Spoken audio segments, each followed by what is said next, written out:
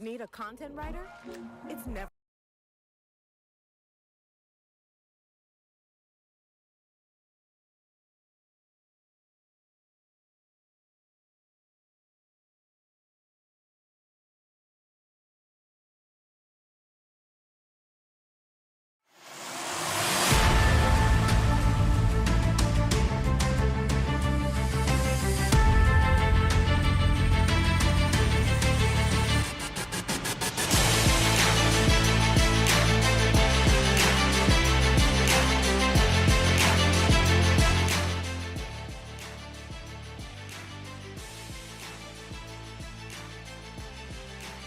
Step 2 on the road to a championship brings the field to Brooklyn, Michigan, where live from the virtual Michigan International Speedway, we welcome you to the second race of Season 5 in this 4-wide Racing Cup Series campaign.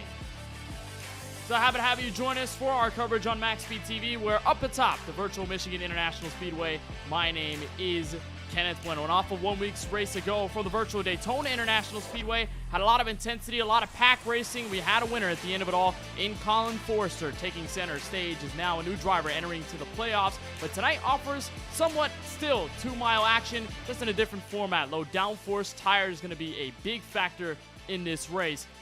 And so it's going to be a completely different challenge to what we were expecting just at Daytona as we move forward through the schedule. And Michigan taking place as the second race. First time we really see that in the history of the 4-wide Racing Cup Series. Let's take a look, though, at to where we're going to be heading in the next couple of weeks and where we are tonight at Michigan race number 2. Had our weekend wrap-up at Daytona a couple of weeks back, and also with the duels as well. Had everybody qualify for the TJ's Team 250, and then everybody moved over to the first race of the season. Colin Forrester taking away that win, his first of the season. And then we head to Michigan. First time we visit a track like Michigan this early in the campaign. We head to Nashville for race number 3. Watkins Glen, our first road course race of the season, also showing up rather early in the schedule. That'll be over at race 4, and then we head all the way through the end of 2022, entrance of 2023, finish off the regular season at Daytona before we kick off the playoffs at Bristol, and then all the way through to Homestead of Miami Speedway for the end of the season and our Championship 5 winner. But Michigan, of course, a very interesting track and one that we're going to expect to see in the coming weeks when we head to Auto Club. Similar track that we head over and we go through Brooklyn, Michigan. It's somewhat of an interesting track here, a track owned by Roger Penske, the owner of Indianapolis, and of course Team Penske owner, located in Brooklyn, Michigan, not too far away from Detroit proper. It's 2 miles, 3.219 kilometers, opened back in 1968.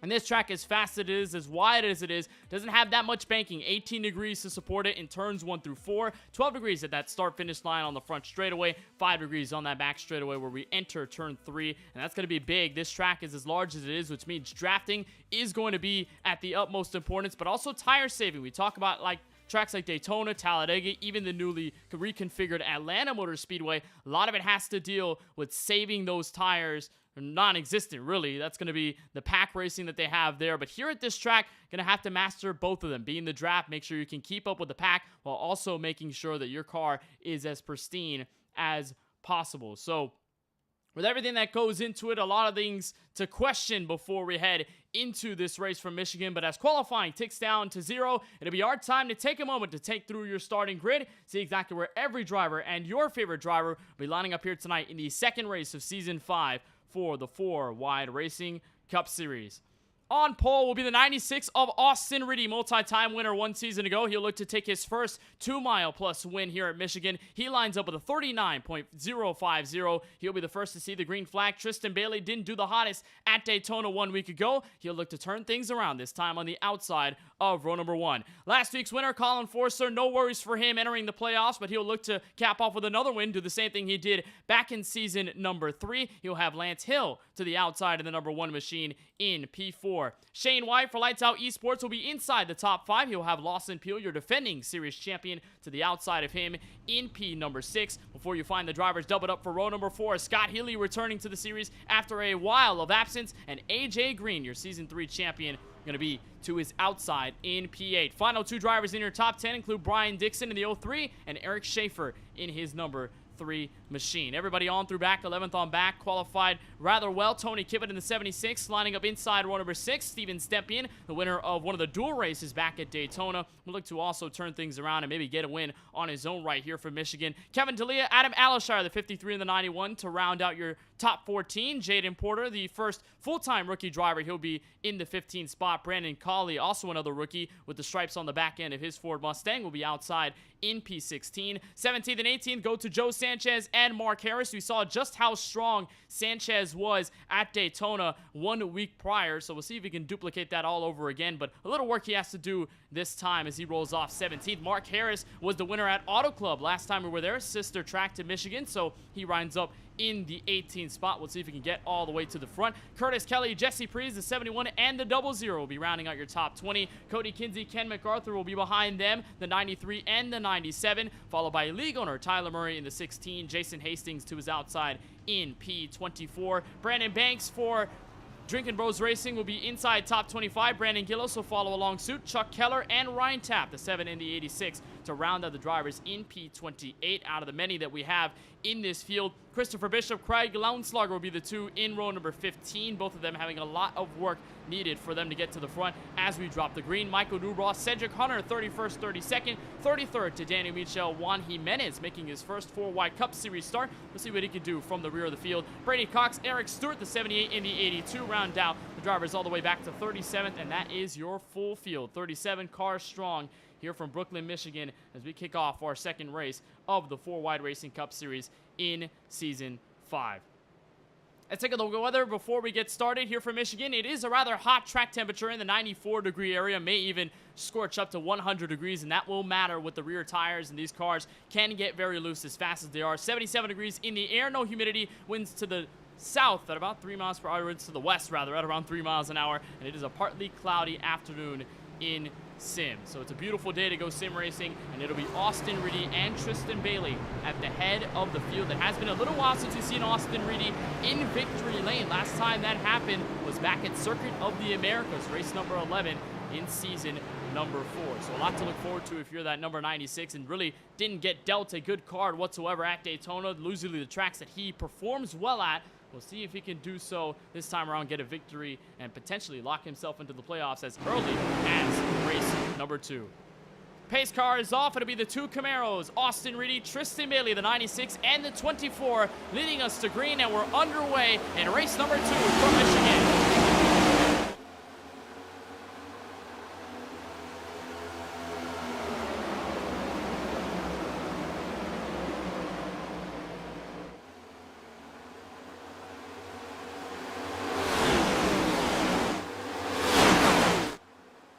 On a crash out of turn 2, Tony Kibbett around into the outside wall, and the caution comes out immediately. Tony Kibbett with heavy right front toe link damage. You see exactly what's left of the 76, and the caution out already before we can even complete a lap out of turn 2.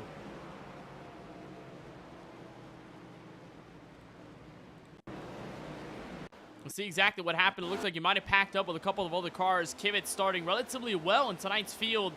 You see they're already spreading roughly 3 wide near the rear of the field, and we'll see that a lot here in Michigan with the pack development. This is Kibbett all by himself entering turn 1. And might have gotten hit by the 53 of Kevin D'Elia. We'll see exactly how it all fares. Might have gotten split 3 wide. And no, just got loose on cold tires, slammed into Alashire in the 91. Also got Brandon Colley involved in it as well. A couple of drivers had to coop up to the outside wall to avoid any significant damage. But as the 76 losing it all by his lonesome. We'll take a higher look here in a turn 1, and that's something that we'll see again, the balance between making sure this car is planted as possible and then using the draft to your advantage. And you have to make sure the car is planted before you can do anything else. It just grabs the seam on the bottom end of the track. The car steps out, tries to save it, and then just overcorrects, slams into the wall, and collects 3 other cars in that. And it looks like Alashire with absolutely nowhere he could go. It looks like Ryan Taft, not a part of the incident, but he has decided to bring it behind the wall. He's our first DNF here from Michigan on board with Alashire in the 91.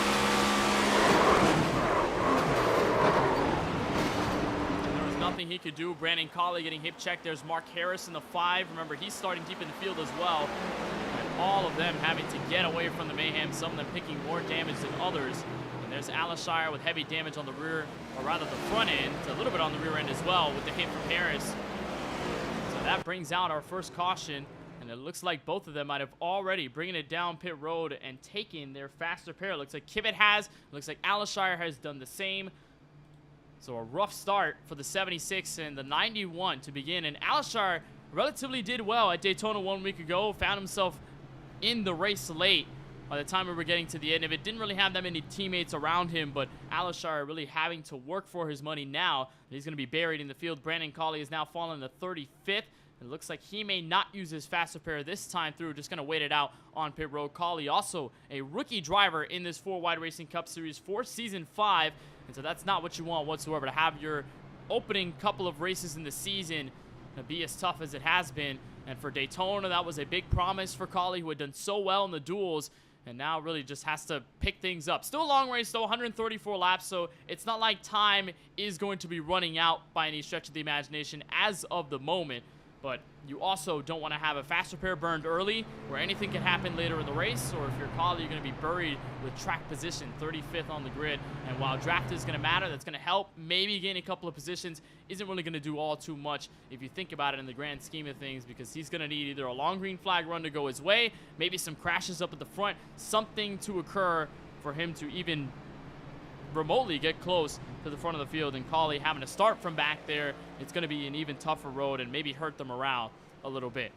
So lights are out on the iRacing official pace car, and just like we got the green flag, we'll get the same row number 1. Austin Reedy, Tristan Bailey, the 96 and the 24 will lead us back to green. Colin Forster, Lance Hill, the 99 and the 1 machine, working well together and celebrating together at Daytona 1 week ago. Going to be lining up in row number 2, your defending champion Lawson Peel with a brand new paint scheme, the Chick-fil-A colors on his number 12, and it'll be Shane Wyatt on his outside. Wyatt, a rookie driver for Lights Out Esports, or at least making his return to the 4-Wide Racing Cup Series for this season. And Lights Out Esports, as strong as they are, with Steven Stempian in that mix as well. Also have a couple of more drivers in that group, and a lot of them looking to start off strong. Stempian really didn't have the greatest Daytona race despite starting all the way at the front, and Shane Wyatt has not had good luck so far yet in this 4-Wide Racing Cup Series season. But that is good news, though. At least if you have bad luck, it can happen now, early in the season. Then you can turn things around by the time you get to the midway point, by the time you get near the end of the season, and you want to dial up that momentum as much as you can before the playoffs begin.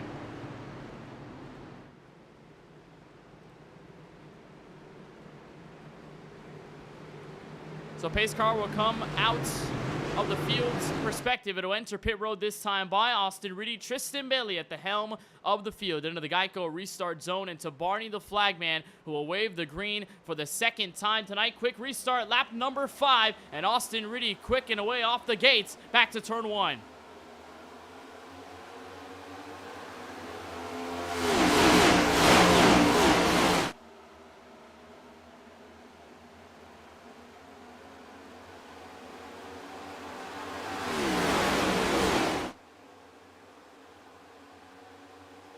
Cleaner start by the field this time, exiting turn 2. A couple of cars wobbling, but so far, all is well. Back to turn 3. Austin Reedy going to lead them through, and Colin Forster immediately taking second and may even take the race lead away. Out of turn 4, he'll look to work with Lance Hill this time through the work in the draft, and Colin Forster looking to the inside for the lead. Got the door shut by Reedy, heading back for turn 1.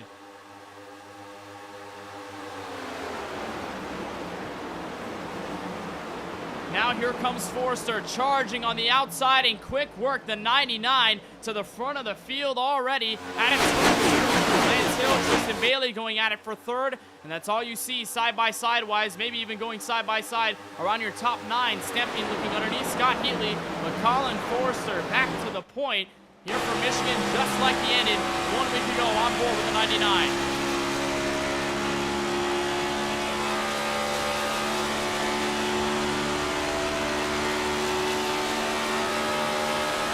Scuffling behind them, still side by side around your top 5.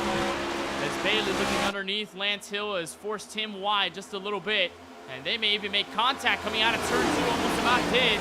And that's going to hurt their chances just a little bit. We haven't seen as much of a pack develop. Look at the move all the way inside, 3 wide. That was Scott Healy in a Toyota Camry, moving down low underneath AJ Green and Lawson Peel.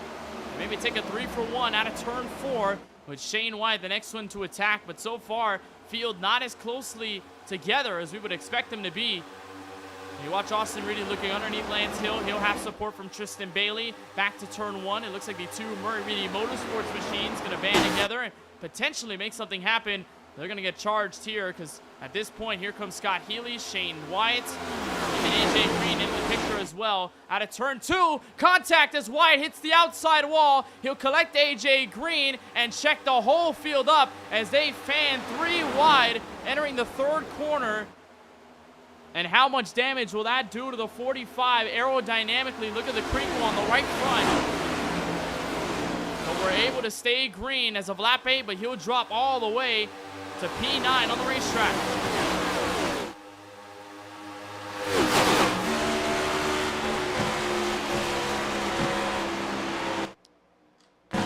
See some of the damage there on the number 45. See blinks in and out, a little bit of a connection issue there for Wyatt.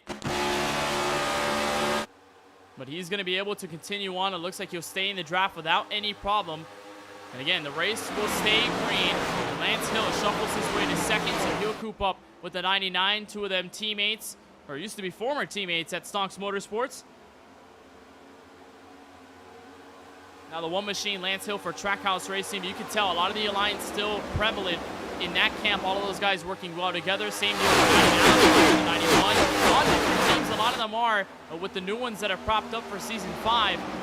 But Lance Hill, Colin Forster, we know how well they can work together and how strong they are as drivers. But Hill will smack the outside wall coming out of turn 2. So similar to what Shane Wyatt did a couple of laps back. So he'll drop forward. And Austin Reedy, Tristan Bailey going to move into 2nd and 3rd. So Hill with a potential fatal mistake there. There was contact, and around sideways goes Lawson Peel. Got hit by Scott Healy, and as they're 3 wide coming out of turn 4, will stay green again. Oh, and contact. It looks like Curtis Kelly might have gotten hit entering turn 1. And the caution out for the 2nd time on lap 11. And it's Curtis Kelly, the victim of the circumstance. As the field will slow down, the pace car will pick the field up. And after numerous drivers striking the outside wall at turn 4, it looked like the front straightaway, the biggest problem this time. As Curtis Kelly gets involved in a crash, it looks like he'll escape without any significant damage to take him out of the race or warrant a fast repair. You'll see it here working underneath Steven Stepien and Shane Wyatt. Scott Healy looks like they all checked up. And as they were all getting out of the mix, looks like Curtis Kelly just got caught in the crossfire. You see right about here, Lawson Peel goes sideways. That was almost about a caution in its own right. But look at the momentum that they're able to bring to them. And as Curtis Kelly tries to find space in between the 64 and the 45 going all haywire, he moves up the track, not clear. And Steven Stepien in the array machine, a new paint scheme for him this evening. And the 71 goes sideways. Curtis Kelly gonna plummet through the running order. But luckily he escapes without any damage to take him out of the race, and it looks like he will not come down pit road either.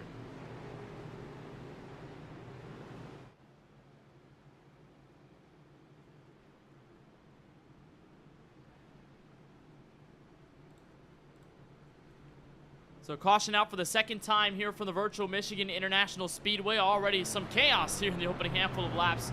We saw that accident coming out of turn 2, lap number 1, before we could even complete a full lap.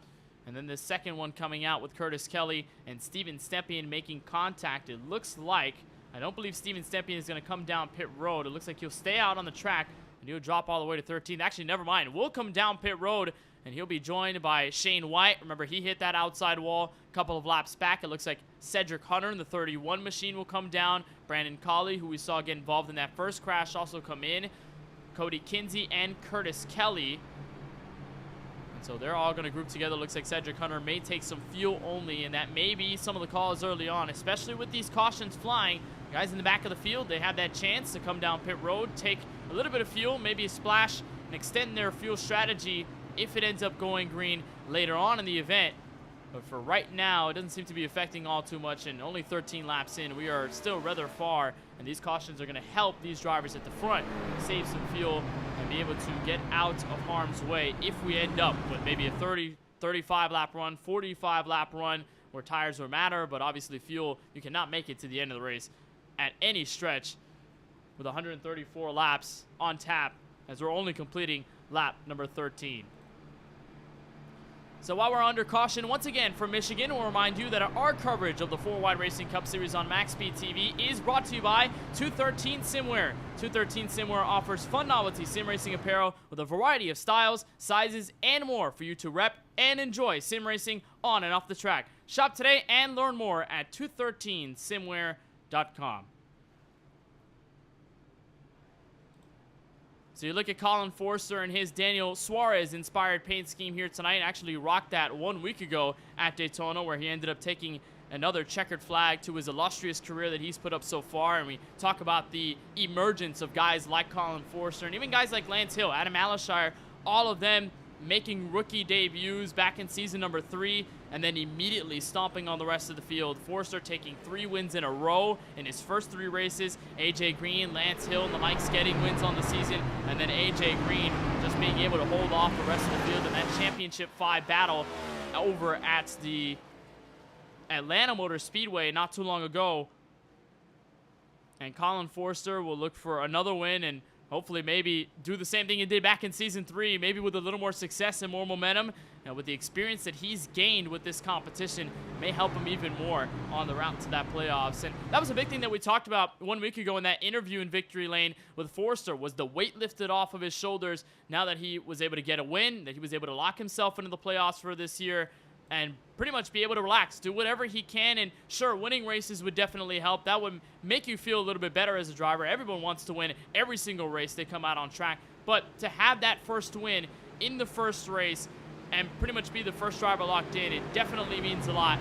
And there's a lot of relief in that, especially paling in comparison to last season, where he really had to fight for every last spot he could get, and it took him until race 13 to get a victory over at the Chicagoland Speedway. So this season, somewhat of a turnaround, but in a good way. He'd want to be locked into the playoffs as soon as right now. That's in the situation that he's put himself in for the moment. And as they come out of turn 4, he will be the next driver to lead us to green on a lead change here at lap number 15 of 134. Green flag back in the air and through the restart zone.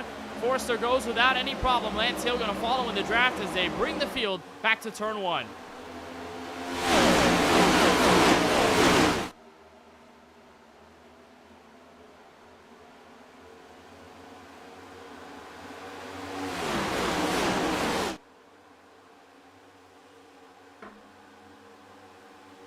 There's Lawson Peel, almost looked 3 wide underneath Kevin D'Elia, back around the top 10. As they shuffle for second, they may even change hands for P1. Wide goes Forster out of turn 4, and here comes Austin Reedy to take back the spot he had at the start of the race. They're almost 3 wide in the back. Eric Schaefer, Tristan Bailey going at it. Right on forward, Bailey trying to shove the 53 to turn 1. It might even take that 3rd lane, but it could force him 3 or maybe even 4 wide. Lawson Peel trying to duck underneath AJ Green in the 48. The 24 will drop back position, and Reedy maintaining pace with their race leader back to turn 3, and we'll see if Hill can help any of the cases.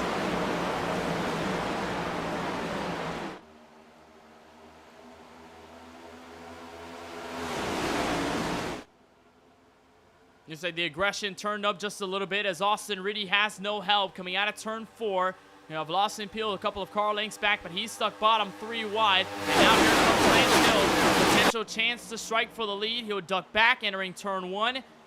And Lance Hill still, even with the damage that he picked up, hitting the wall at turn 2. It doesn't seem to be affecting him too much. But Colin Forster will tank slap the outside wall, and they may push 4 wide behind them. Joe Sanchez in the midst of all that.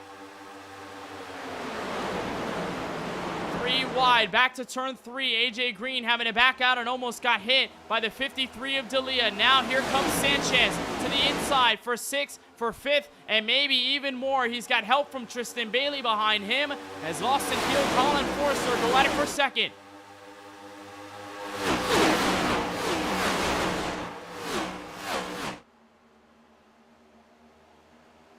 And there's an importance of making sure you can hold your line at a track like Michigan. You're going so fast that it's so easy to move far up the track. And now here comes Tristan Bailey. He almost looked 4 wide on the back straightaway, but they'll stay 3 behind Peel and Forster.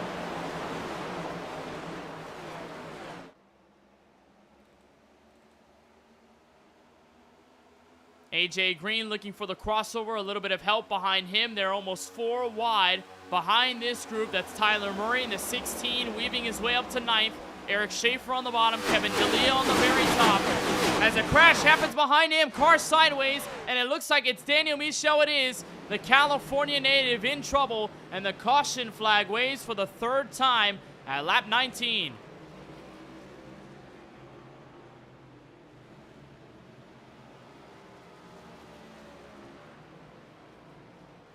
Michel and the Drinking Bros racing car in trouble. Looks like there might have been contact as they were entering turn 1. And we talked about everybody in the top 10 being forced 3 wide. It looks like Michel was in the same predicament.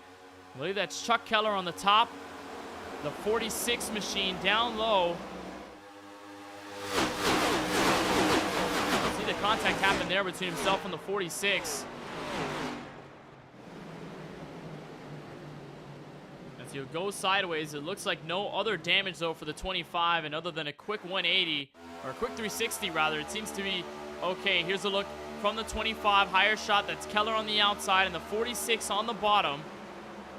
I believe that's Michael Newbro. Actually, no, not Michael Newbro on his machine.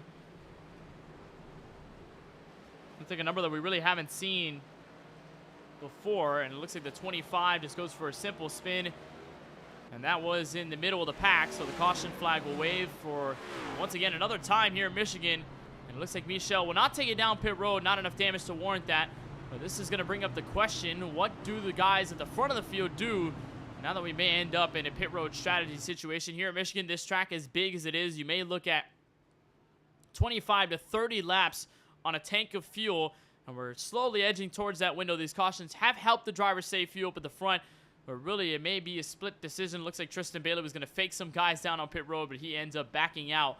So everybody at the front will hold serve, and it'll be Austin Reedy, your pole sitter, back at the very front, despite that early charge from the 99 of Colin Forster. So Austin Reedy back to the front, defending champion Lawson Peel, who picked up 7 wins last season in with the series championship back in season number 4. Going to be outside in row number 1. A lot of great moves that he made. And a new paint scheme this evening, and a bright yellow number 12 this time on Peel's Chevrolet Camaro. And last time we were at Michigan, it was Lawson Peel dominating the end of that race, and that was his 3rd win of the season. Of course, Michigan, later on in that campaign, just a couple of months back, it was race 6. So we had our first short track race number 2 at Phoenix, and we really don't see another short track in season number 5 until we get to, I believe, Richmond, race number 7. So it'll be a while before we see a proper short track. You can categorize Nashville Superspeedway race number 3, which will happen 1 week from tonight, as the possible short track, but really that's the intermediate style, sort of in between that intermediate and a proper short track, much like Darlington, a track that actually we will not see till race number 20 of the campaign, rather late. We saw that in the playoffs and becomes such a huge factor with Eric Schaefer getting to victory lane over Colin Forster. But Lawson Peel mentioned it off the back from last week, the pressure that he may have to get to victory lane and to serve his team right at Drinking Bros Racing and be able to potentially notch another series championship, go 2 in a row, was something that AJ Green struggled with in that second season after he won the title. We really haven't seen a repeat champion in the history of the 4 Wide Racing Cup Series. So Peel, although it's only race 2, you can imagine there's a lot of pressure on his back and his team for them to come back to the Championship 5 and make things happen. And what better way, what better place to do it than here at Michigan, where Peel has been successful at and has gone to victory lane before. So lights are out on the iRacing official pace car. To be Austin Reedy, Lawson Peel at the exit of row number 1. Joe Sanchez moving up to 3rd. A nice progression for him at the start of this race. He'll be joined alongside by former race leader Colin Forster in P4. Tristan Bailey rounds up the top 5. Scott Healy, Lance Hill, AJ Green, Tyler Murray, and Eric Schaefer in the number 3 will round out the rest of your top 10. As it looked like there was a lot more aggression in that second run before that caution. with Daniel Michel going around at the entrance of turn 1. We'll see if that ends up picking up, and with the teammates in this mix as well. Murray Reedy Motorsports with Austin Reedy and Tristan Bailey, first and fifth rather. Second and third, the two DBR drivers in Joe Sanchez and Lawson Pugh. And then you have even some of the alliance between Trackhouse and Stonks Motorsports, the 99 and the 1, being able to work together. They were able to work fluently in one of the last runs and taking away the race lead. So we'll see whether they're able to do the same and maybe even better, get a couple of drivers with them as well. You can also count in AJ Green, also a driver for Stonks Motorsports, and all of them have been so close together over the past couple of seasons since they made their debuts, and we're ready for the green flag at only lap number 23 of this 134 lap feature here for Michigan. Pace car is down. Austin Reedy at the helm of the ship, and you'll have the field in control into the Geico restart zone. Quick launch for the 96 back under green from Michigan.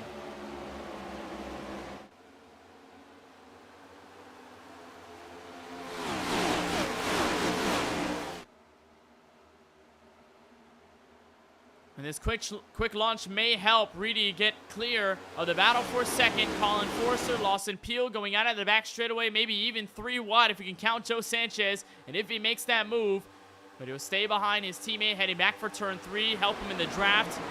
So Forster all by himself entering the third corner, and Scott Healy going side by side with Lance Hill to the inside of the top 6.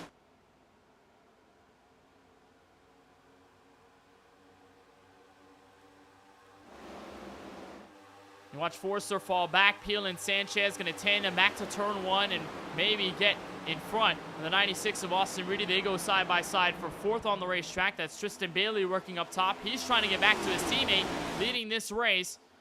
And there's one thing you also have to keep in mind here in Michigan is, again, that balance between working with your teammates in the draft and manipulating that to your advantage while also making sure you can handle the corners, get momentum off of them. We've seen a lot of passes come out of turn 4, and even most notably out of turn 2, just by drivers getting good exits. And as fast as this track is, you can easily wash up, hit that outside wall, wear off that right front. And so it's the last thing you want to do. You need a lot of that momentum to make the passes, and then if you can get draft, it's only going to help you from there. The 55 slid up wide, exiting turn 4, and almost got the door shut on him completely by Lawson Peel. But this time going to emerge to the inside of the cookout machine. Back to the front as Tristan Bailey gets into the outside wall and almost tagged the 99 in it. They're 3 wide, almost for a bit in a turn 3. And again, actually no, caution's going to come out. Looks like again this time, and it might be Tony Kivet in trouble again.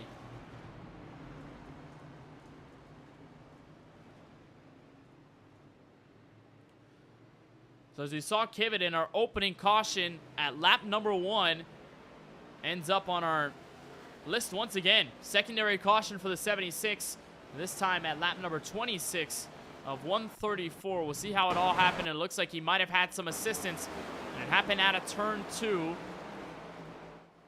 we'll see here underneath Eric Stewart in the 82, there's Chuck Keller, that bright purple car at the top, the 9 machine of Brandon Gillis. As there were 3 wide, looks like they just all got collected together in the midst of the pack. Not entirely sure who came up, who might have went down. And it looks like Kivet might have just merged up. Gillis made a lot of space happen between himself and the 7. And they just end up making contact in the 76 for the second time in trouble. Looks like not as much damage this time around to take him out of the race. Remember, he did use his fast repair in that opening caution where he had sufficient toe link damage on the right front, but it looks like he will not come down pit road this time by, and obviously the damage not warranting another trip down a pit road. And we'll see if he does that, maybe for strategy. Austin Reedy looking down to the entrance of the pit lane, possibly to fake some of the other drivers behind him out, but it looks like none of that will happen, and surprisingly no one is going to take a step down a pit road, despite the fact that we are inching closer to a potential fuel window. Everybody knew the rear of the field coming down in for service. But all of your leaders staying out for the moment. As the 96 will look to continue his success up at the front. But Joe Sanchez doing a lot of great work early on. And Sanchez, despite starting a little further back in this field, definitely has been able to move up solidly. He started back in 17th. And he's made a lot of progress and has obviously worked well with his teammates in that 12 of Lawson Peel. Even though he made that pass for a second, it's not like he wasn't working with them whatsoever. And Sanchez would let 30 laps at Daytona. Looked like the absolute car to beat, and a driver that did actually get a win in one of the dual races before we even kicked off the TJ's Team 250 and Season 5. Sanchez looked like the driver that was easily going to take that win and then just got robbed of it, it feels like. And Sanchez, even though he was able to finish second in that race, it still felt like he desperately needed that win based on the performance that he had put up all night long up until that point. And so Sanchez going to look for a win early on in this season, and one that has done rather well in his appearances in the 4Wide Racing Cup Series. Was not completely active back in season number 4, made the playoffs with that win at New Hampshire midway through the campaign in race number 9. And since then, he has yet to get to a checkered flag. And what may be a full-time effort for Sanchez this time around, would hope for a win to join alongside Colin Forster as those two drivers to have won so early in the campaign and to have been able to keep the consistency high throughout the rest of the season. It happened with Lawson Peel back in season 4. Peel immediately grabbed the checkered flag race number 2 at Phoenix and never looked back. It was a 7-win season, it was a championship campaign. Sanchez looking to potentially follow in the same tracks, or maybe you do even a little bit better, as Reedy would choose the outside for this restart. He'll double up with his teammates, so it looks like Murray Reedy Motorsports and DBR will have their teammates first and second on both lanes respectively. And then it's a free-for-all, row number 3 on back. The 64 of Scott Healy, who is the first time we see him return to the series in a while. Colin Forster on the inside of row number 3. Then Eric Schaefer, AJ Green, Lance Hill, Tyler Murray into the exit of your top 10. Jesse Priest, the first driver outside of it in P number 11. And then the entire field, who have really stagnated throughout the field, apart from maybe a couple of progressions, most notably that 91 of Alashire, who was involved in that first caution out of turn 2. He's now moved back up to 16th. So we'll see how much progress he can continue to make throughout this race, but we really haven't seen that much of a long green flag run. So you have to expect maybe the race could stay like that, and maybe tire saving won't be necessarily that big of a contribution to the end of this race, or even throughout halfway. We're not even close at lap number 28. So Reedy and Sanchez, the 96 and the 55 at the front of the field. Austin Reedy again with discretion as he enters the Geico restart zone, and as he couples up with his teammate Tristan Bailey. We're back under green from Michigan as Reedy looks to lead the field and clear Tristan Bailey too back to turn 1.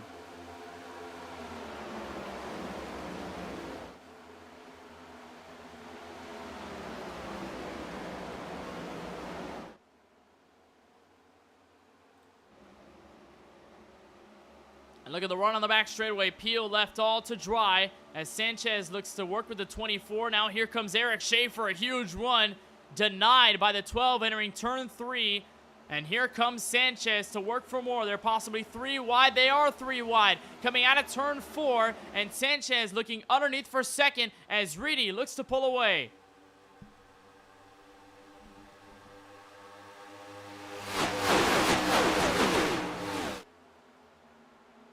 And as Sanchez loses his teammate, Eric Schaefer replaces the driver on the bottom. Scott Healy, Colin Forster up at the very top. And they are still even for second coming out of turn 2. As Sanchez now ducks out of line, the draft too much to overcome. They're working together down low. Now Healy looks to merge to the bottom. He'll aim for third.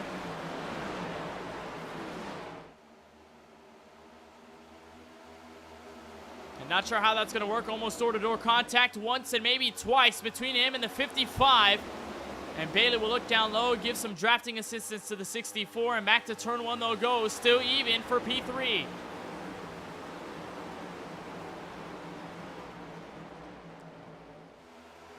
Here's Jaden Porter moving inside the top 10. That's underneath Lance Hill. But everybody cooping to that outside. It seems like it is the place to go coming out of the corner. While, yes, you don't have the shortest way around the racetrack, it looks like draft has definitely helped significantly. And if you can get enough cars, the strength in numbers on the top, it's going to easily beat whatever's happening on the bottom. And Lawson Peel, a textbook move in a turn 3. He moves around the 99 of Forster. There's no choice but to give assistance on the front straightaway. And they're trying to bring in the 3 of Eric Schaefer. Sanchez continues to fight down low, and there's resilience on the cookout machine. We'll see if Healy offers any help at this point in the back straightaway, but they're only letting Austin Reed hold on to a roughly 0.2 of a second gap. And Sanchez, no help. He falls back to 4th. We'll see exactly what Tristan Bailey and the rest of the field will do. These Murray Reedy Motorsports teammates can work together quite well to hold off the rest of the field, and you'd like for that to happen. Set the tempo, set the rhythm, and much like Daytona and those super speedway races, work with your teammates cohesively and be able to just control the pace of the field, be able to do whatever you want, because as much as anyone could try and get around you, maybe individually, if you work together as a team, and you could easily become a force to be reckoned with, and it looks like that's what Tristan Bailey is doing right now, playing some Hall of Fame defense with everybody third on back, making sure that Healy, Sanchez, Schaefer, all of those guys have no advantage to catch up to that number 96 as Joe Sanchez peeks out of line once more, and he'll look underneath Scott Healy in the 64. Looks like Eric Schaefer just waiting in the ranks with the 12 appeal, and everybody behind them mostly going single file. Here's Schaefer to help the 55. And again, they'll give the bump draft. Entering turn 1, here's a look on board with Sanchez.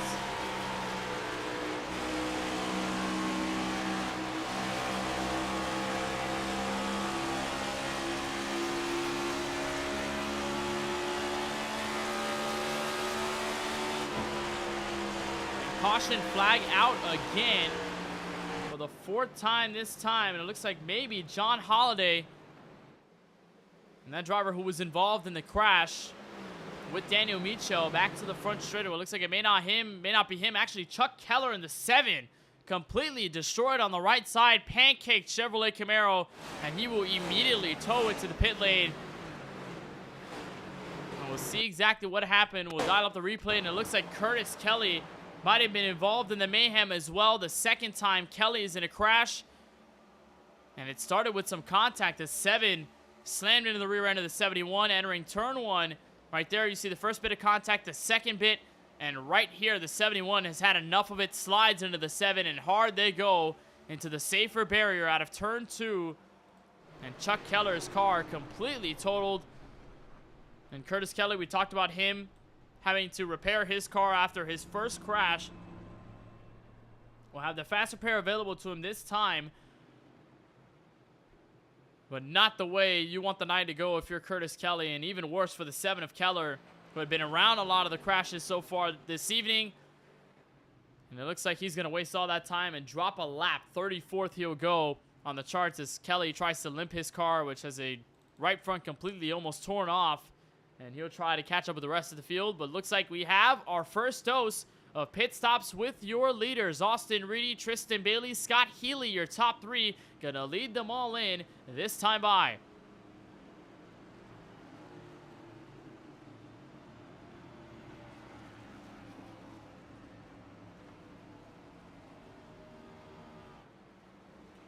Should be a call for 4 fresh tires and some fuel as well. Looks like an easy call here. We did expect that green flag stint, if we went that long, to go roughly 25, 30, maybe even 35 laps if you can extend it that much. But for the moment, everybody going to get 4 fresh tires and some fuel. No change in your top 3. Looks like Austin Reedy, Bailey, and Healy all going to come out first, second, and third. And a couple of drivers are going to stay out this time. Looks like Adam Alishire will be the leader out of that group. Mark Harris in the 5, Craig Lounslager in the 13. And Brandon Colley, who I believe took his fast repair. Actually, no, he didn't. Just repaired all that damage on his Ford Mustang. He will be the last one to stay out. All of these guys pitting many different laps apart from each other. Looks like Alishire has been the only one really yet to pit, and has the longest run at 34 laps. Craig Lounslager the second longest at 16. Mark Harris at 9. And the same deal goes for the 11 of Colley. So it looks like they'll all stay out, and they may not have any second decisions this time through, as Alishire will take the lead for the very first time tonight. Mark Harris going to be on the outside, or maybe even the inside if they end up staying out, which it looks like they may do. And Mark Harris, the winner last time we were at a track 2 miles or over, at least a while back, was able to take that win. I know Michigan came to Lawson Peel, but it was Mark Harris who was able to make a last lap pass on Colin Forster near the last lap, and being able to outlast on the long run And Mark Harris, that was his first and only win of season number 4, and he's had a lot of success at these larger tracks and even built some momentum late in season 4, was able to pick off some good finishes, and we saw a lot of highlights out of this 5. And we're looking for a lot more this time around. I see we'll be inside row number 1, and Adam Alashire going to do the same thing that Austin Reedy did in one of our last restarts. He'll choose the very top. This time by an Alashire, not a winner at an oval last season either. The winner at a road course at Watkins Glen, that was really his only win of the season. Took him a while to get to it. That was race number 17 a couple of months back. And Alashire, despite some of the struggles that he had being involved in that opening lap crash, this may be the turnaround, although he's been 35 laps out on the track. So fuel might be a concern. That is if this race goes green. And you can wonder whether Alashire is hoping this race goes on the short run and could give him some opportunities to head down and change his strategy, if you will. Or maybe he's just worrying that a long green flag run might arise and fuel may be of the essence there. So we'll have a restart, lap number 38 of 134. Still pretty far from halfway at around lap 82. We'll have it. Or not even lap 82. That'll be roughly, I believe, lap 67. That'll be the official halfway mark. And so Mark Harris, Alashire will be at the very front. Craig Lownslugger, Brandon Colley, 1st through 4th, all deciding to stay out. And it's Austin Reedy and Tristan Bailey, the most recent to come down for service, back in row number 4. Green flag back in the air. Alashire with a huge jump and opens it up to 2/10 of a second entering turn 1. And Brandon Colley and Mark Harris going at it for second.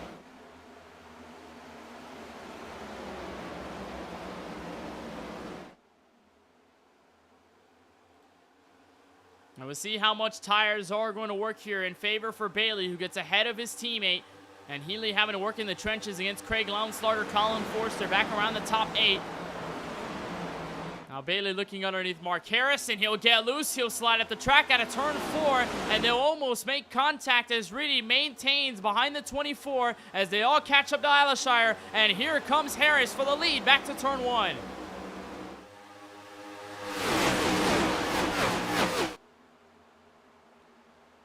They fan out 3 wide, splitting Alashire 3-4 wide out of turn 2, and Bailey making the very top work for the lead, and they're 3 wide as Harris gets shuffled through the middle.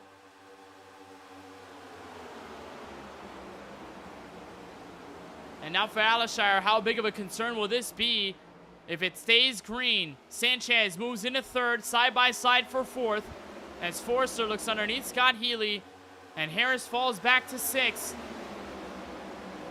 And Tristan Bailey in command of the field. Look at the blocking there behind around your top 10. That was Lawson Peel shutting the door on Tyler Murray back to turn 1.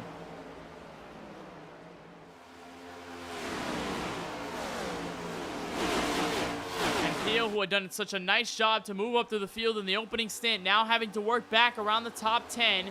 In the latter half of it, as here comes Scott Healy to the inside of Joe Sanchez. It'll be the first time we see Healy in the top 2 all night. If he can get this pass complete, looks like he shuffles in front of the 55. And Healy, despite getting loose in 3 and 4, might make things work. There's Peel looking underneath Craig Lownslugger in a solid gap as the top 7 or so all within a blanket and all within at least 1 second.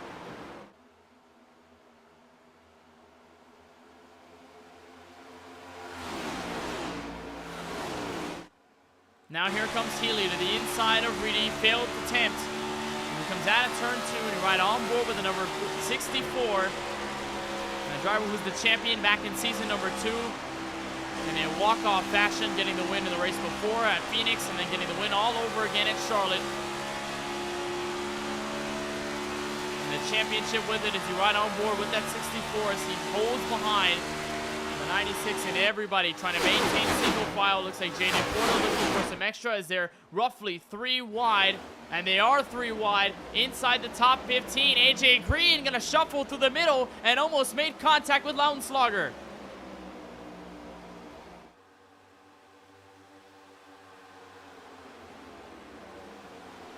They settle through. That's Brandon Banks in that yellow and blue Aqua Paws number 54. And Lownslugger just gets shuffled out of the picture. And if you want to know exactly where Adam Alashire, Brandon Colley, along those that have stayed out, and they fall back to 25th and 24th out of the racetrack. The tires definitely not helping their cases. We'll take a look back out in front. And the top 6 or 7 still under a blanket. Jaden Porter looking for more underneath Colin Forrester.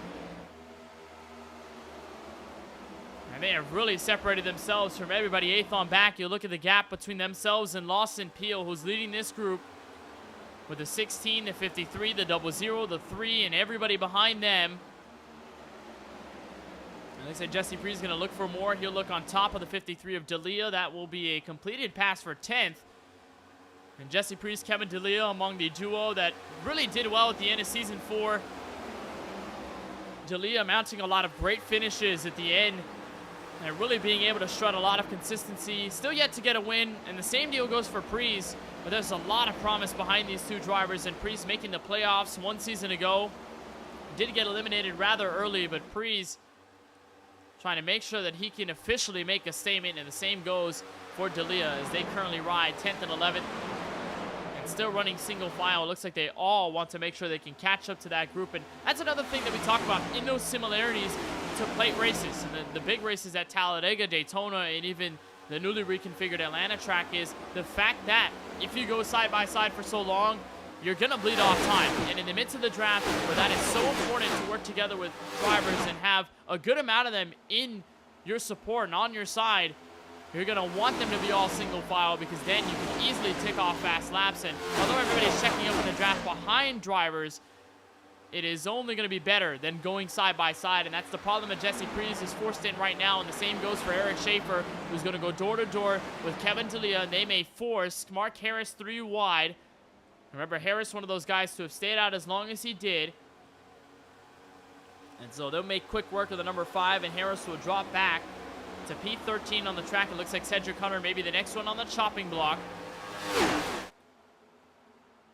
as no change occurs for the front of the pack. Tristan Bailey, Austin Riddy, Scott Healy, Joe Sanchez, Colin Forrester, and Jaden Porter, all within your top 6.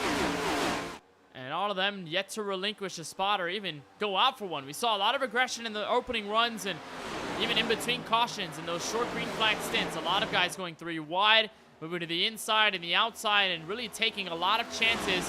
It seems as though that is not happening whatsoever, and it's really not going to happen in expectancy for 1st and 2nd, being that they are teammates at 2TJ's team-sponsored machines.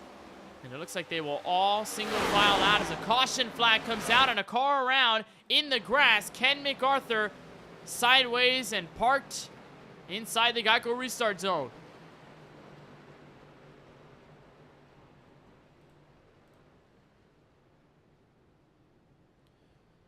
MacArthur without any damage on his number 97, but the caution comes out anyway.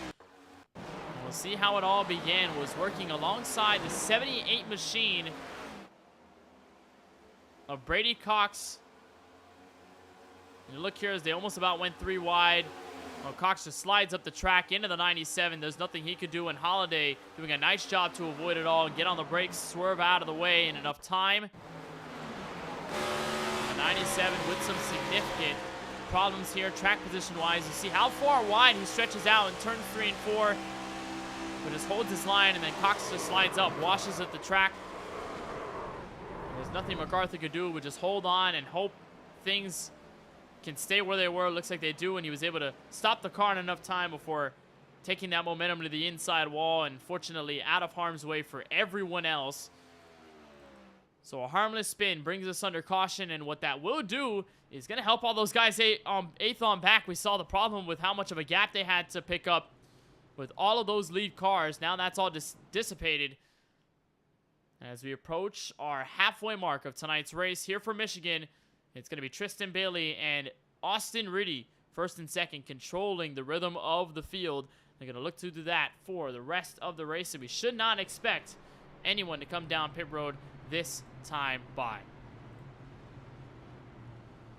So caution out again from Michigan. It looks like a couple of drivers faking out, but everybody looking forward to the next restart. We'll take a short side-by-side break, but you won't miss a thing as we continue our coverage of race number 2 in Season 5 of the 4 Wide Racing Cup Series right here on MaxSpeedTV.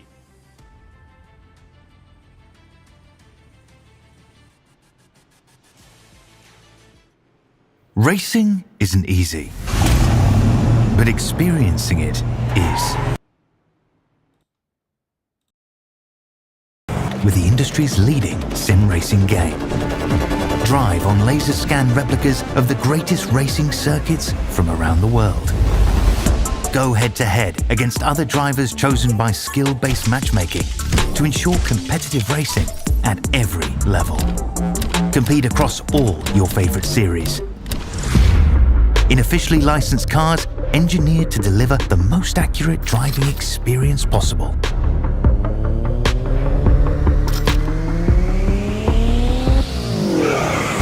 Join a race or host your own with players from across the globe. Race against the computer or in a league with friends. Feel the thrill behind the wheel. Visit iRacing.com.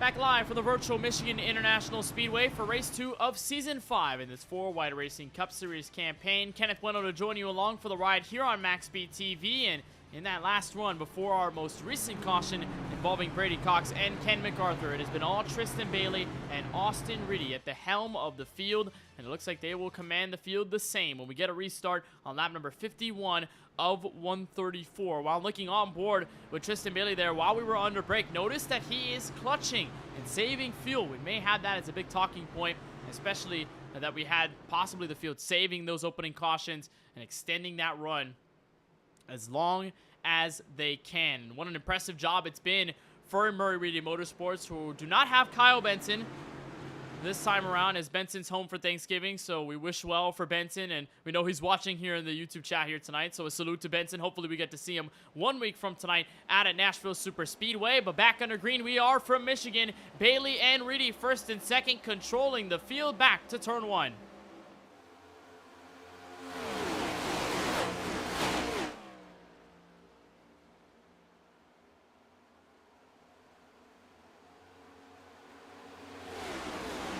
See exactly how the Murray Reedy Motorsports teammates do on this run. It looks like Reedy might get left to dry as Sanchez punches a hole on the outside, and he's got a lot of help with him back to turn 3. Sanchez moves in a second. Here's Lawson Peel potentially looking 3 for the inside of the top 5. That's underneath Jaden Porter in the 28.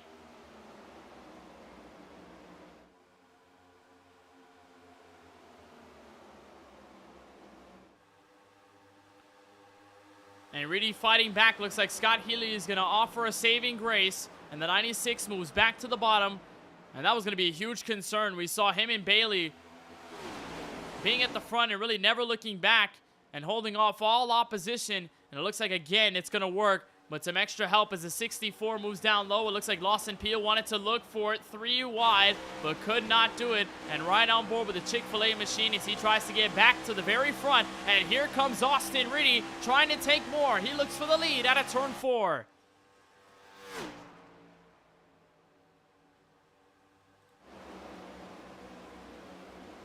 And the draft so strong, though, to keep the 24 in it. Back to turn 1.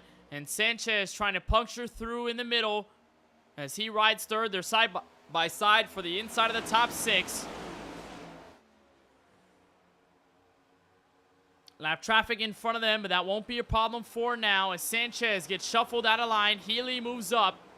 That's going to be a problem here for Sanchez. He will have the shorter way around the track. Looks like Bailey might get forced 3 wide, and Healy's going to find his nose to the inside for a moment, and he'll back out of turn 4 as the field crams back together. Now look at Colin Forster. He was in the race lead at one point tonight and has not found his way back since, and ever since being separated from Lance Hill, who's fallen back to 17th, has not been able to really have the prowess that he carried in that opening run.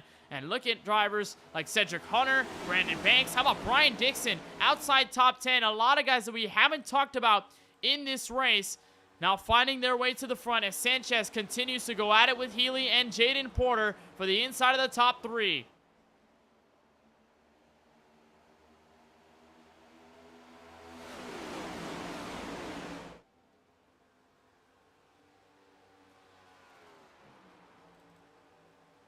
Still side by side, almost 3 wide, and it looks like that caution definitely helped the likes of Mark Harris and those all who stayed out in the top 4. Remember, guys like Brandon Colley, Craig Lounslager, Adam Alishire, all of them stayed out in that last yellow, got this most recent one, and Mark Harris thriving in his environment right now as he looks to the inside and falls out of the top 5 with Sanchez. But Harris with the fresher tires, and that's going to help him dramatically. Look at the gap that he closes entering turn 3. He'll find a nose underneath Scott Healy for 4th as Jaden Porter slides up and looks for 2nd, and we may be 3 wide for the next spot behind Reedy.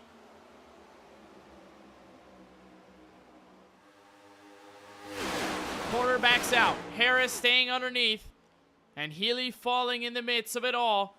As they're 3 wide, look at Daniel Michel rummage his way through the field. And for the first time, DBR has a driver with Daniel Michel, one of the top 6, with 8-lap-old tires. And Michel making the most out of the run. The California native to the inside of Sanchez, and he'll follow Mark Harris in his tracks. You talk about at these larger venues how much tires will matter, especially if you have them in an advantage by a good margin. And with over 13 laps of difference between Harris, Michel, and the rest of the field, it is certainly going to help, and it's going to be quick work for Mark Harris and Michel, who take over 1st and 2nd, and Reedy cannot offer a response. New race leader, Mark Harris, in the 5 car.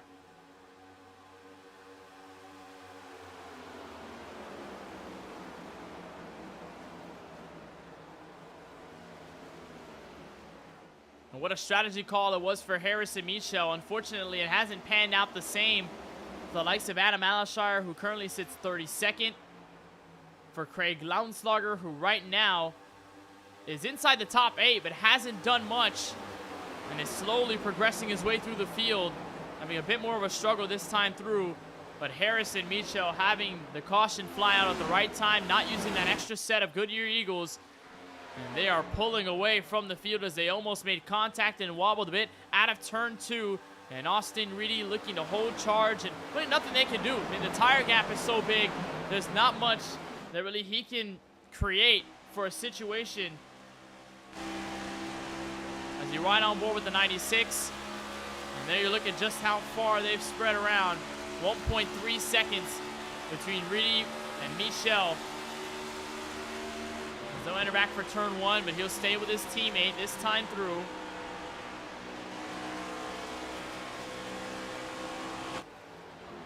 And so now it's all about the waiting game and what could happen, potentially waiting for another yellow, or really just hoping a long green flag run could come in, although that may be a problem for those guys who have stayed out. They're going to be on such a long run.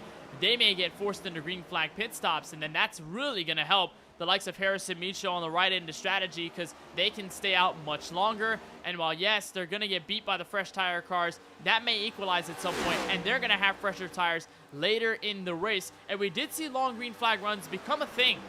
Last time we were here at this Michigan International Speedway, we did have our fair share of cautions, but really for the most part in that last stint, that race went green all the way to the end. That's what allowed guys like Lawson Peel to take control of that race, and Peel being able to take that win convincingly.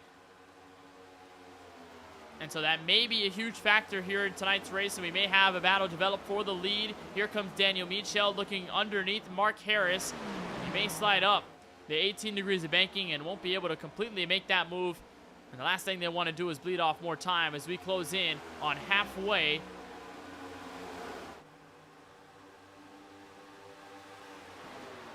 Look at everybody, all mostly single file. Our first side-by-side battle, that's Craig Lautenschlager and Lawson Peel entering the top 9. And so despite Lautenschlager's complete advantage on tires, in the same boat as Harris and Michel, it's just been such a tough road for the 13. And we've also talked about that ad nauseum last season and at the bigger tracks, where if you have a tire advantage, that could easily get wiped away if you use your equipment too much early in the run, trying to get around traffic. And especially with the fact that Draft really hasn't been on his side for that 13, it's really only making things worse. And when he could have been probably in the race lead or even third behind Michel and Harris, who are pulling away, he's now stuck in traffic. And Lautenschlager's just going to have to handle with what he's been dealt.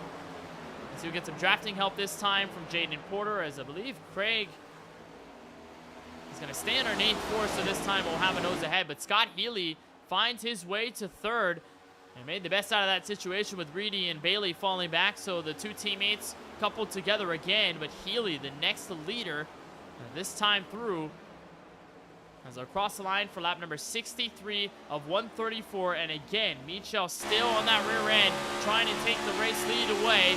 And the California native with a bunch of cats on his Chevy Camaro this time around. Not sure where the paint scheme idea came from, but Michel looking to the bottom, and new race leader Danny Michel as Mark Harris backs out going into turn 1.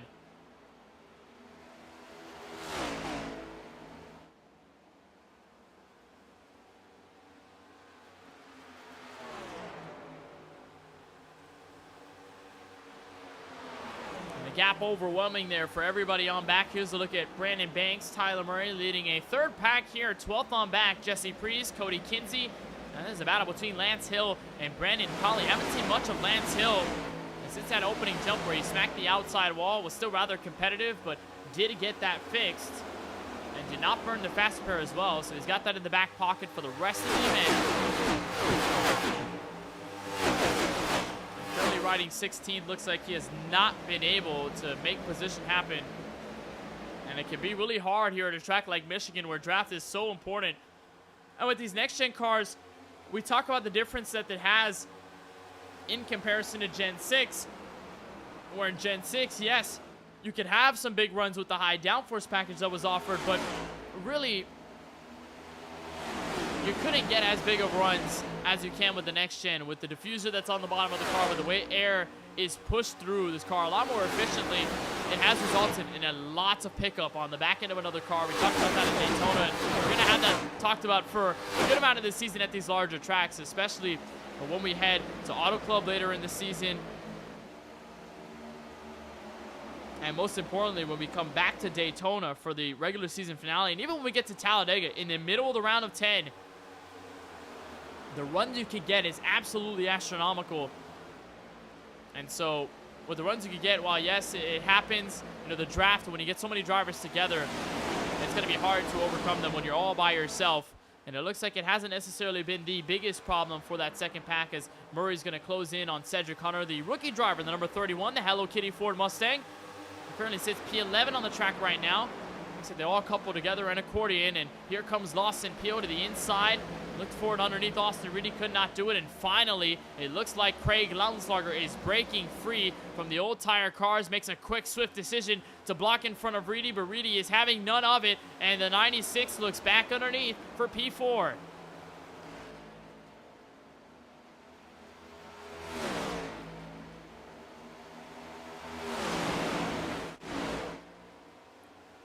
So Lautenschlager falls back. The two Murray Reedy Motorsports teammates working together. They're side by side now for the entrance into the top 8. That's Joe Sanchez and Lawson Peel going at it.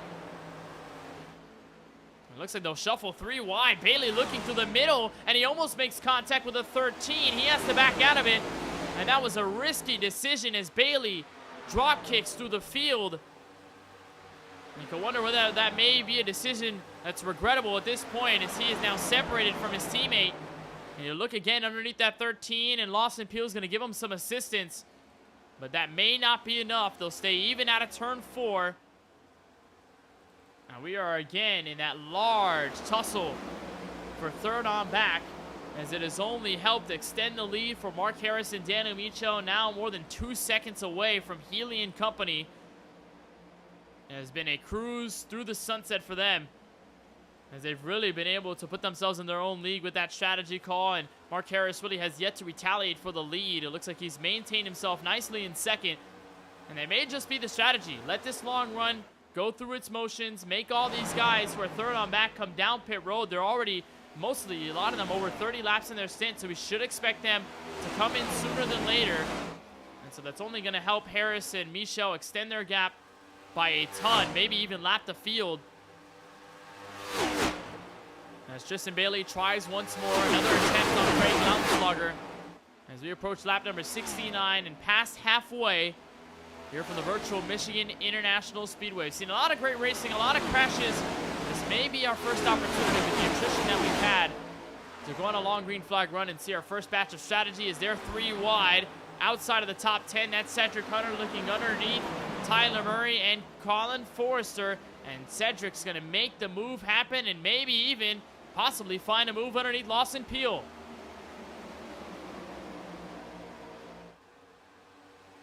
So Hunter moves into 10th, one of the promising rookie drivers. We saw a lot of great showings out of him at Daytona. And this 31 car looking awfully strong. We say the same for the likes of Brandon Colley. And then all of these guys in their rookie campaign, we've seen that become such a trend here in this series where even if you're a rookie, it really doesn't feel like you are one at heart. Just because of how good they've been able to be with this competition. You'd normally expect a lot of rookies to play it safe and normally back out with the competition, and a lot of these guys that have been around this series for so long. But it looks like if you're a rookie in the 4 Wide Racing Cup Series, you don't act like one. You act like a series veteran. And for Cedric Hunter, this would be a fantastic finish if he can put this together in the next half of the race. As he stays behind Lawson Peel and Jaden Porter, who again go at it. And Peel will look underneath his teammate, Joe Sanchez, as Lautenschlager loses the fight finally to Tristan Bailey. Can we see a crossover in the top 5? Answer's going to be no. We're back out of it. And Lawson Peel, the only driver in this pack to go to the inside. Never mind. How about Jaden Porter? He's going to get a large shove from the 31. And Hunter's going to shove him into turn 3 and maybe make this pass on his own right. To the bottom he'll go. And really all the battling happening there as the gap has actually closed in quite a bit. But we should expect this batch of drivers third on back to come down pit road at some point in tonight's race. Just an update on the drivers who have pulled it behind the wall and have DNF tonight as Lance Hill is going to merge out. He's come down pit road. Same deal for Colin Forrester. Shane Wyatt in 35th. He is backed out of this race, so another poor finish for the Lights Out Esports driver. And Ryan Taft in the 86, who will be 71 laps down and counting. By the time they come around to the start-finish line, it looks like Forrester and Hill, all of them coming down pit road. It appears as though everybody, looks like 29th on back, have all come in. Here's the next driver in for service all by his lonesome. That's Brady Cox, and we may have another one in, and that is Joe Sanchez in the 55, all by himself as well. No teammates to join him.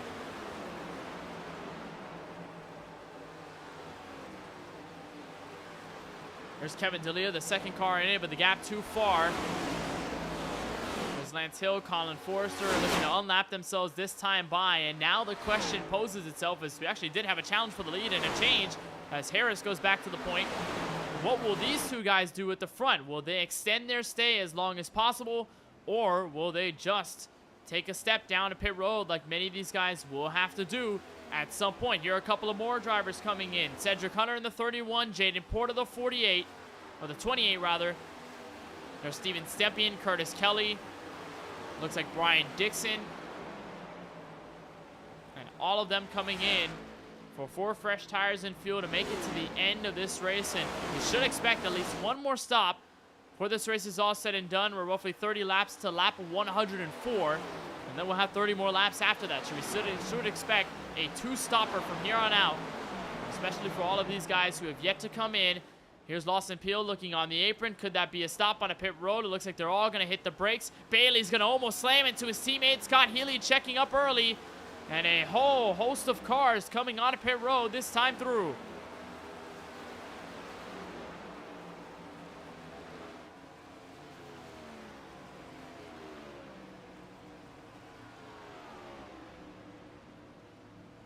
So Healy in, Reedy in, Bailey in. All of them coming through as Brandon Colley hits the outside wall. He has moved up to 4th. Remember, these are all guys on the alternate strategy. Now 26 laps and counting on their stint. There's Jaden Porter, Cedric Hunter making their way around, and this is easily going to be a huge discrepancy for all of these guys, as everybody roughly 22nd on back has moved the lap down or more. And so for Harris and Michel, we should expect these guys to come down pit road rather soon. But the question is, how will they fare in comparison to these guys third on back who just came down? And are those laps really going to help on the overcut? As there's Reedy and Lawson Peel getting out together. The 24 of Tristan Bailey shuffled out of that. He's the third wheel in this group. And there they are, sitting 13th and 14th on the track. The first two cars one lap down. It looks like there will not be any resistance, though, as they go three wide. And as Daniel Michel looks for the race lead, Peel having to swerve down low to follow in the tracks of the 96. And Peel maybe even looking for more. He'll look for position this time into turn one. And if you can question that may be a challenge for what could be the race lead, when Mark Harris, Daniel Michel, and all of those other guys come in. As there's Tristan Bailey finally lapping himself. Scott Healy next in line, and actually did get leapfrogged by Steven Stempien in the 8 machine, who has shuffled in a 16th. Haven't seen much out of Steven Stempien tonight in his number 8 machine, and did not have the best race at Daytona 1 week ago, but one of the strongest drivers in this camp for Drinkin' Bros Racing. Was a force to be reckoned with in the season finale at Texas a couple of months prior. But tonight really hasn't been his race, as he finds himself 16th and does unlap himself. And looks like the lucky dog will be in favor of Curtis Kelly, but that should change rather soon with AJ Green behind him. It looks like they're going to slowly catch up to everybody first and second, with Mark Harris and Michel still slightly going side by side for the lead for a moment. And it looks like Michel, I believe, might have hit the outside wall. A bit of damage on the right front. Here's a look on board with the Los Angeles, California native. There goes AJ Green, Curtis Kelly going by. And you see some of the bent up metal, composite body on that right front. And so that definitely won't help him aerodynamically. And we do talk about these next gens being quite hefty, but they do have that next gen damage model. And if you do get this car bent up, most notably on that right side from the outside wall, that is going to hurt dearly at a track like Michigan. We'll say it often at the road courses and the short tracks. Those may not be a problem if you get a little damage on the front or rear here and there, but at these tracks that rely so much on aerodynamic performance, it is really going to hurt Michel. Unfortunately, he's in the draft, so he'll be able to keep up with the competition for now, but he may have to check and get that fixed by the time he comes in for service, as Mark Harris will come across for the start-finish line, and he'll complete lap number 31 on his stint of tires and fuel. And again, for these guys, it's going to look like a potential two-stopper. This may be a one-stopper if they can extend it that far. For everybody else, though, they're going to need at least one more stop before this race is all said and done. And it is Mark Harris commanding the field. We'll see how long he will stay out. 80 laps complete here from the virtual Michigan International Speedway. We'll take another break, but you won't miss a thing as we continue race number 2 of Season 5 of the 4-Wide Racing Cup Series. Harris out front, Michel in second, Craig Laumslugger, your top 3.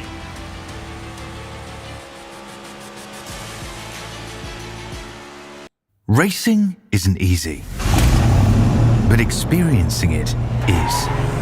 iRacing puts you in the driver's seat with the industry's leading sim racing game. Drive on laser scan replicas of the greatest racing circuits from around the world. Go head-to-head against other drivers chosen by skill-based matchmaking to ensure competitive racing at every level. Compete across all your favorite series. In officially licensed cars, engineered to deliver the most accurate driving experience possible.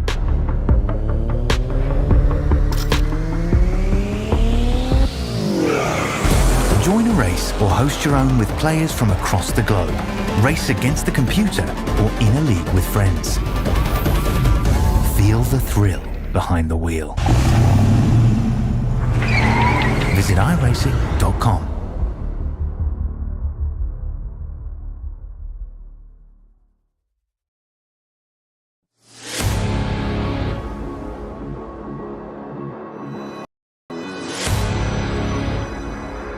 Wanted the best, you got them for a breast. Often imitated, never duplicated. brigade of the greatest show on dirt, the World of Outlaws!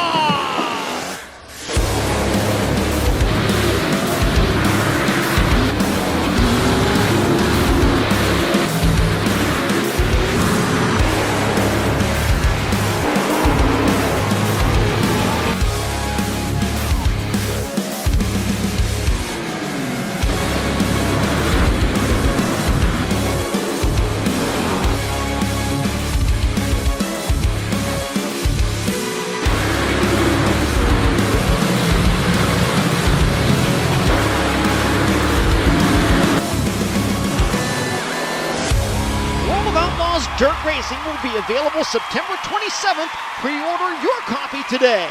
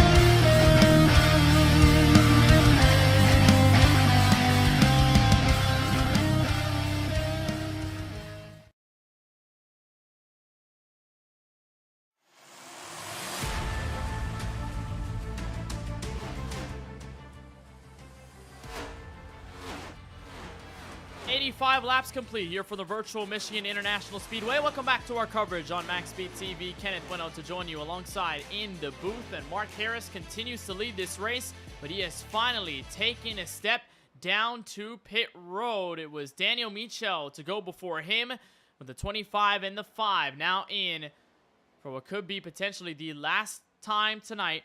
It's going to be a little sketchy though for them, as the 5 comes in for pit road, and we should see the field officially cycle back. There's Brandon Colley in for service. It looks like Cedric Hunter going to stay out a little longer. He pitted 12 laps ago, and he should take hold of the race lead as Colley comes in. Jaden Porter will shuffle to second. Joe Sanchez, who pitted all by himself, by the way. A bizarre call that we would have expected him to come down with some of his teammates, Lawson Peel being one of them. But he made a solo call on his own way. And now he is severely pressured by Austin Reedy, Tristan Bailey, the Murray Beatty Motorsports teammates, as they start to claw their way through the field. And this stop may work for them. We'll see just how far Mark Harris and company are going to fall down. Looks like for Harris, he'll drop to 21st. There he is entering turn number 2. He will exit and merge onto the back straightaway. But for the moment, Cedric Hunter in control. And Jaden Porter following suit and having to hold off the entire brigade of mostly fresh tire cars behind him. And look at Jaden Porter in a P2 in his first full-time effort. Somewhat of a sophomore, rookie driver-ish. Somewhere in the middle between that, because didn't make that many starts at the end of season number 4. But back full-time here for season number 5. And so excited to have Jaden Porter for Bacalhau Bueno Racing. This young driver, very talented, and even in his first couple of starts showed how good he was. Picked up the win at Nashville Super Speedway, which, by the way, will be the next race in our schedule here for season 5 of the 4 Wide Racing Cup Series. If you're loving the action here from Michigan, then you'll love what's going to happen 1 week from tonight, where we head to the Music City and that Nashville Super Speedway track in Lebanon, Tennessee. Coverage begins at 9:10 p.m. Eastern, and you can find it right here, same place at MaxSpeedTV on YouTube. Battle on for third. Joe Sanchez holding off Austin Reedy, Tristan Bailey, and maybe even Colin Forster in this mix as well. Although Forster, one of the earlier drivers to pit, along with Lance Hill in the number 1 machine. And it looks like Forster hasn't really offered that much fighting back to these guys, who easily can have more grip on their tires than him. And for his Goodyear Eagles, it looks like Bailey and Austin Reedy have definitely stepped things up tonight. And you talk about how poor of a race it was for Austin Reedy, and a track that a lot of drivers could, or even us in the broadcast booth, could hype him up because of how good he was usually been at tracks like Daytona and even Talladega. That's usually been his strong suit, those super speedways. His wins haven't come there, at all. Even in last season's edition of the 4-Wide Racing Cup Series, as they go casually 3 wide back to turn 3. Really looking to step back up and potentially gain some good points. And if a win is in the cards for your pole sitter, it would be huge for him, and hopefully could give some motivation to his teammates and for Tristan Bailey, how well they've worked together tonight. And that may be a large contributing factor to give that team just a lot of positivity moving forward in the Nashville Superspeedway. And from then on out, as Lawson Peel looks underneath Bailey and used that opportunity as they were flushing by the lap car of Holiday. And the 12 of Peel going to slide up the track and hurt his entrance into the corner.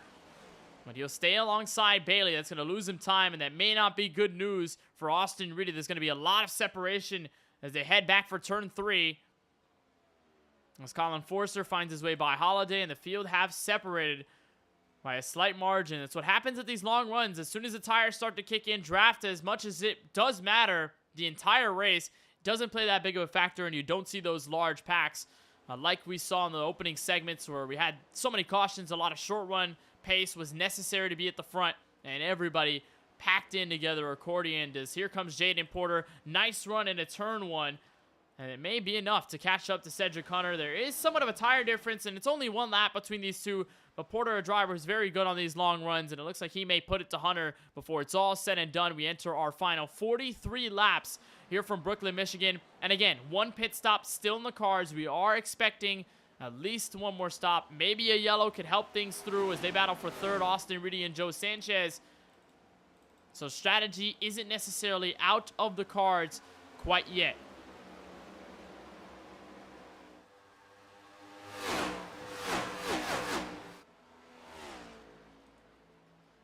If you want to know where Daniel Michel and Mark Harris are in all of this, as they pitted the latest out of everyone in the field, here they sit, 15th and 17th out on the racetrack. That's Michel working by Schaefer, working by Jesse Prees in the number 00.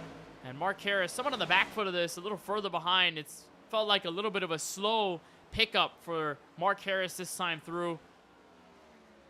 And so we keep an eye on them. Again, fresh tires to their benefit, so a lot of easy passes here. That's roughly 3 or so spots made up in less than a full corner.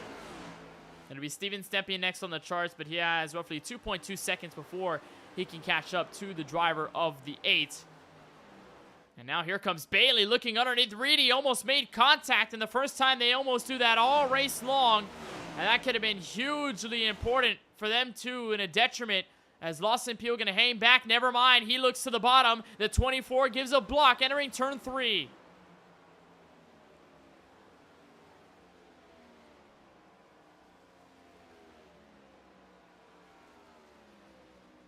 Now Reedy looking for the crossover on board with the 96 as Peel tries to catch up and might work with Forrester, who maintains in the draft.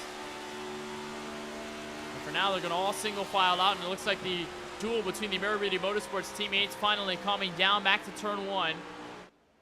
And it looks like all in an effort to try and catch up to Jaden Porter and Cedric Hunter, who have seemingly run away from the field, but it looks like Sanchez might have something to say about that. And Porter, despite getting rather close to Hunter's rear end, just could not do anything and didn't pull the trigger on the move. Looks like he'll stay behind, and the tires might just be falling off for Porter. As Sanchez, Bailey, and Austin Reedy, all of these guys tucked in roughly within a second, 1st through 7th out on the racetrack. And then you have to look all the way back to Scott Healy, who almost got into Eric Stewart there on the front straightaway all by himself. And then the aforementioned Daniel Michel and company, Lance Hill, who has shuffled his way to 9th. Let's look at Michel looking underneath Stempien in turn 1. And Mark Harris slow to the get-go. It looks like he might just be saving tires, but he is still mired back outside of the top 10, P12.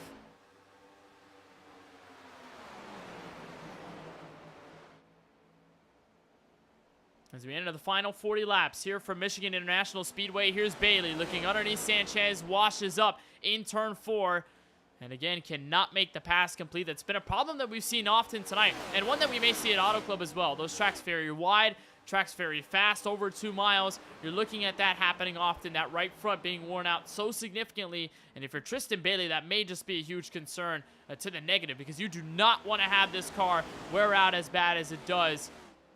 And as long as you're going to stay out, because there is going to be 1 more pit stop left in this race, 100%, whether there's a caution or not, But the last thing you want to do is wear out your car so significantly in the long run that it just becomes undrivable. And it can really become undrivable here in Michigan, where you're traveling so fast. You want to push the car because you know that you can do so much better in the corner, but the car just does not want to respond to the inputs. And easy tap of the wall. Could be a couple of miles per hour off on the straightaways, even in the draft. And Bailey going to try once more. He'll hit the reset button. And he'll tuck back in line on Sanchez. All of them still trying to catch up to Jaden Porter and Cedric Hunter. It looks like they've done a solid job of catching up to the competition, but one thing is getting close. Another thing is getting around the driver, full stop. And for Bailey, he'll look again. Second line, second seam. Underneath Joe Sanchez. Can it work as Sanchez gives the pinch? And the answer going to be no. They'll even out. It looks like Reedy not able to assist as Lawson Peel shuffles to the bottom. That's a potential pass for fifth on the racetrack.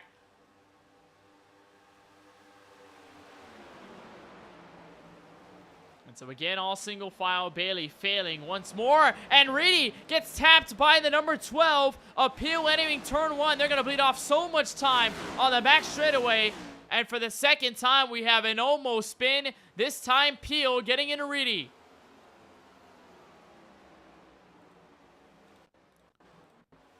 It was an almost caution with Peel, almost getting turned in the opening segment of tonight's race. And it almost happens all over again. Take a look. As Peel looks to the bottom of Reedy, could not do anything with the draft on the outside. And then right there, they almost make contact once. And then it happens for Cert in the 12 and the 96. Right about here, you talk about the right front being worn off. It looks like Peel just got a little bit too hard into the corner. And that could have almost been large. And that's really going to hurt Tristan Bailey's advances here on Sanchez, because that is really going to separate him. And while Reedy has been able to pick it up, Peel has fallen back. And look at the gap between Colin Forster, who took advantage of all of that, moved his way to fifth. And Tristan Bailey now roughly half a second between those two as a top four in a breakaway. And Cedric Hunter leading the field to the final 34 laps in race number 2 of Season 5. Hunter looking for his first career 4-wide Racing Cup Series victory. Porter looking for his second. Sanchez looking for another one to add on to the tally. It looks like Tristan Bailey also looking for win number 1 as he tries again and hit checks to 55, looking a bit more aggressive. Contact again at a turn 2.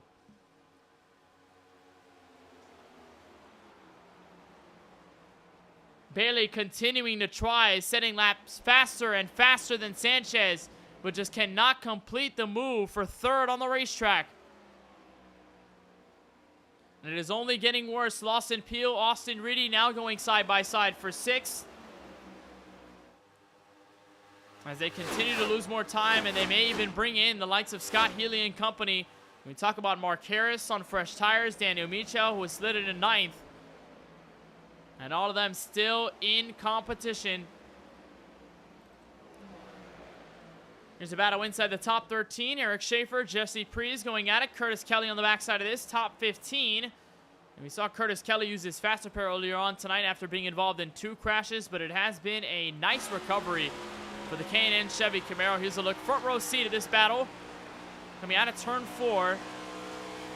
And if Curtis Kelly can gain some more positions before this race is over, I'd call that a win. For the driver, that's 71. Prees makes that pass completed on the 3. And so they will single file out once again. And we'll take a look back to everybody running around your top 5. It has certainly been a scrap for the ages. As a single file once more, we should expect pit stops at least within the next 7 laps or so. We saw a lot of guys extend roughly to 34, 35 laps on a stint. So maybe I was wrong on that fuel window being 25 to 30. It looks like they could have extended longer, and those cautions early on certainly have helped. And so we'll see exactly what the field does. But the last thing you want to do is pit so late to the point where you're so far behind the field that when you're trying to pick it back up, there's no more time left in the bank. And then all of the progress that you have made throughout the race have all be for naught. And you get that all dissipated by the time you get to that checkered flag. So it's roughly going to be an estimate, maybe 38, 39 laps, or maybe even less than that before these guys come in for service. It's just about how much time do you want to have at the end picking things back up, because you do have to get from a full lap down to back on the lead lap and then waiting for everybody in front of you to come in for pit road. So what does that pose for Hunter, Porter, Sanchez, Bailey, everybody in this top 5, as Porter looks like he's going to pull the trigger finally and look to the bottom for the lead. It looks like he wants it with 30 laps to go. And also you could pose the question, what does that do for Michel, who's moved up into 8th, for Mark Harris, who's moved up into 11th, and a caution is going to come out at quite possibly the most opportunistic time for everyone. And it might have been Colin Forster. I'm not exactly sure. We'll see if it is Colin Forster. Actually, no, he pitted most recently. So a caution coming out. And it's Chuck Keller parked in the grass in a turn 3.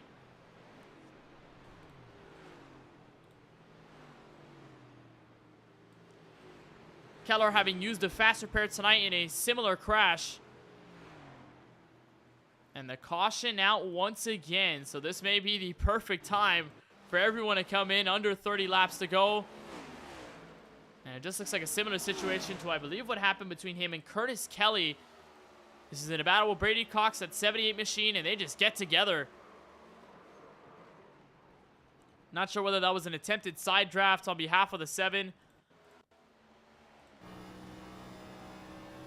There's a look on board from Keller's perspective in the cockpit. Right here, coming out of turn 2. You'll make contact with the 78 right about here. And nothing he could do. Just goes into the outside wall. Cox having to follow in the same tracks. And the yellow out once more, but we should expect the field to come in. And as the lead changed hands, this may be the most pivotal stop for Jaden Porter in the 28. Couple of lap cars will stay out. Lawson Peel, Austin Reedy trying to settle themselves through. But everyone, and I mean everyone in a consensus, coming in for what may be the money stop here from Michigan in the last stint.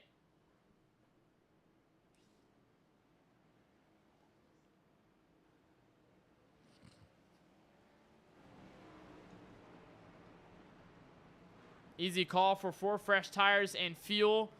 But it'll all be about who gets out first. Austin Reedy with that most dominant front row start, being able to have the first pit box and everybody lifting up the jacks. 4 fresh tires and fuel. Up and away goes Porter in a dead heat battle with Sanchez for the race lead. Peel going to come out ahead of Austin Reedy for 3rd. And Jaden Porter going to win the race off. And Colin Forster, who had made that stop all by himself, is going to be in the race lead with 3-lap-old tires, but came out of pit road as soon as the caution came out, so it may have been the perfect time for Forster to have that yellow wave. And this 99 car looking for what may be his 2nd straight win of Season 5, and the first time he did that since the start of Season 3, race number 1 and race number 2. Couple of lap cars there. Adam Alishire, Michael Newbraw, Brandon Banks.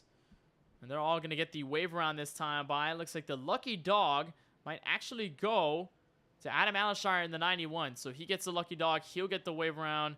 And he'll be on the lead lap. Although he'll be mired back in 27th on the racetrack. As Michael Newbraw, Brandon Banks, Ken MacArthur looking for pit road. It looks like Newbraw going to be the only one to come down. And so this may be the most important pit stop of the race. And now that'll reset the field. So with Tristan Bailey, Austin Reedy being separated, they controlled the field for so long. Now it's about how they can get back together and work in the field. And maybe if this race could come down to the long run, if they can stay together, stay connected. But with Colin Forster in the lead, has no teammates around him. Jaden Porter all by himself in his own squad. Joe Sanchez and Lawson Peel, really the only 2 teammates to talk about inside the top 5 for Drinking Bros Racing. They've been together all race long. But none of them have been in the race lead quite yet. So there could be possible change in mindset here. We're going to go green with 27 laps to go for Michigan. That is well more than enough of a run to have tire saving be a factor in this. Of course, more cautions could come out. But with the way the race has panned out after attrition has come into play, a long run pace may just be the right method you want to use if you want to get to victory lane. And we've seen a lot of guys good on the long runs, most notably Austin Reedy, solid. Same deal with Tristan Bailey. Cedric Hunter, one of the better ones on the long runs as well. And And one of the most underrated drivers that we've seen in tonight's event as he rides P8. At the time, we'll go back to green. And so it'll be Colin Forster looking for win number 2. And Jaden Porter also looking to take win number 2 in a different ride. It'll be his second career 4-wide racing victory if he can accomplish it. Pace car to the entrance of pit road this time by, and it'll be Colin Forster into the Geico restart zone with a head of steam. Can he lead him through what could be our final restart of the night from Michigan International Speedway? Green flag back in the air with 27 laps to go.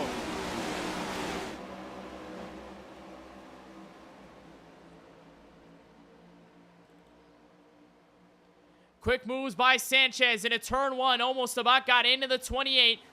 But onto the back straightaway. Sanchez will have advantage.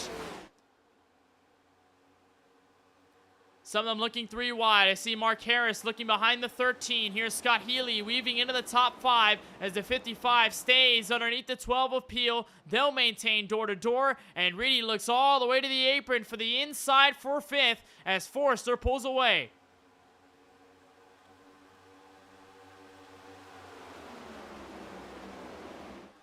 Now a crossover, Peel to the inside, back into turn 1. And Hill may even look for more. Inside on Jaden Porter, they almost make contact again. As Peel grabs himself loose out of turn 2. And here comes the likes of Tristan Bailey in the mix and Cedric Hunter as well.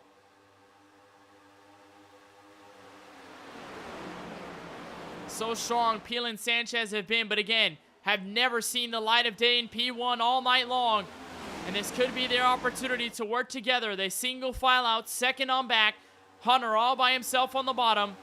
And all trying to catch up to your race leader. Look at the huge shove. Sanchez giving a Porter back to turn 1. And the gap completely closed. And Colin Forster looking to keep everyone at bay into the final 24 laps.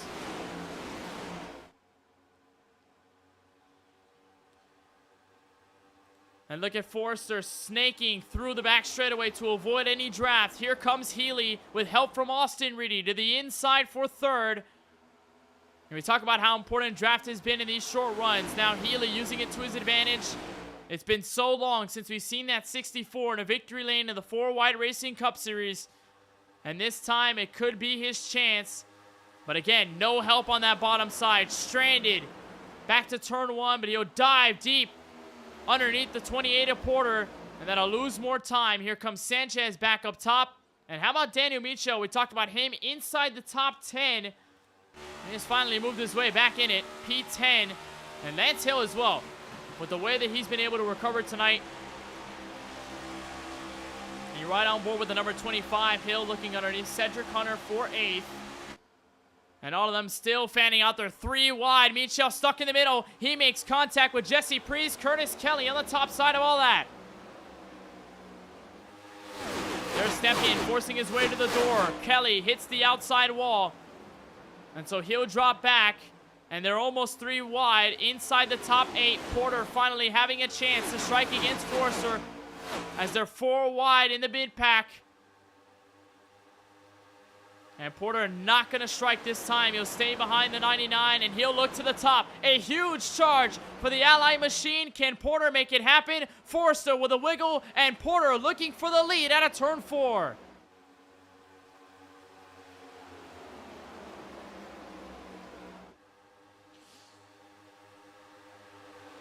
And a huge move shuffles Forster back to 3rd. And can the DBR teammates finally tangle together again? There's Cedric Hunter on top of Austin Reedy. He will slide into 5th. That's going to be significant for these guys. Teammates severely separated. And Forster all by himself. Lance Hill may be the only saving grace for him. But just a little too far back. Can't quite do anything about it. And Jaden Porter in control of this race. Looking for his 2nd career win. They're 3 wide. Back in the exit of the top 10. And look at the moves by Porter trying to make sure Sanchez does not get any more draft. But cannot avoid the inevitable. Back to turn 1. And as we approach 20 laps to go, Sanchez looking to break free as Forster finds pressure from Cedric Hunter in the 31.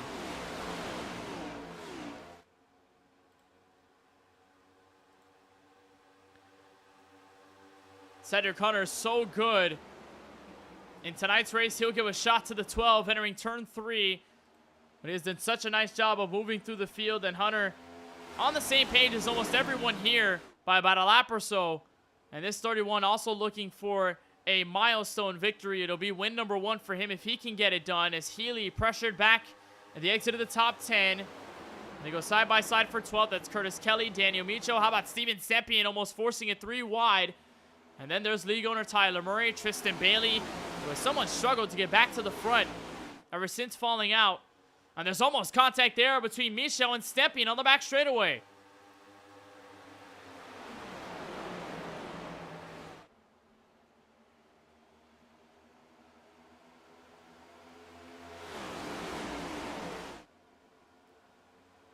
Final 19 laps from Michigan International Speedway. Hunter still trying to battle against Austin Reedy for 4th.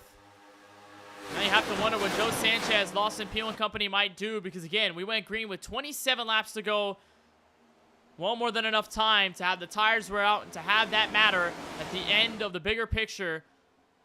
And so do Sanchez stay back? Does he hold? And does he stay where he's at? Or does he be aggressive and try to take the clean air away from Jaden Porter? We've yet to really mention that here tonight from Michigan, the dirty air, how effective that is in the handling of a race car. On board with the 96 of Reedy, sitting 4th. When you're sitting behind a car, the understeer effect severely kicks in as Reedy slid onto the rear end of the 12. That was help from the 31. And they're going to go side by side for 3rd. And that was almost huge to create a caution.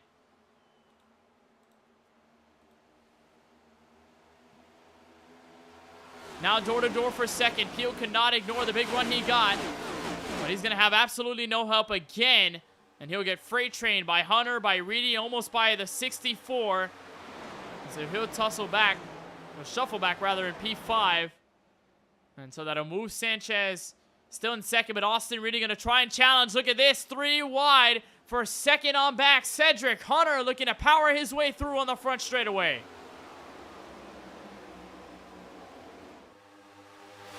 Momentum going to kick in for the high side, but the shorter way around, given to the 31. Will he get pinched? Yes, he'll slide up. He'll hip check the 96. And Reedy will slide up in his Sanchez. That is not going to be good whatsoever for the 31, who will back out. Healy going to give help to the 96 of Reedy back to turn 3. And that is only helping Jaden Porter stay at the front. And we talk about the fact that you do not want to use your car so early in a green flag stretch to avoid the car completely falling off, with the aggressivity completely picking up in his 16 laps to go.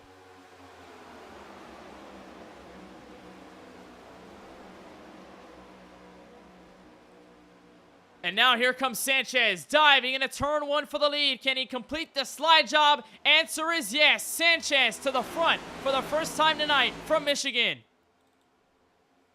Oh, and contact behind them. That was Bailey getting into Curtis Kelly. There were 3 wide on the back straightaway. They'll settle it out. No caution waves. And now more drivers in the mix as Hunter falls back. Jesse Prees sliding into 8th. Curtis Kelly into the top 10. Tyler Murray on the backside of this. Steven Sempian in this to follow. And Lawson Peel, with help from Jaden Porter, will surge to P1 to turn 1.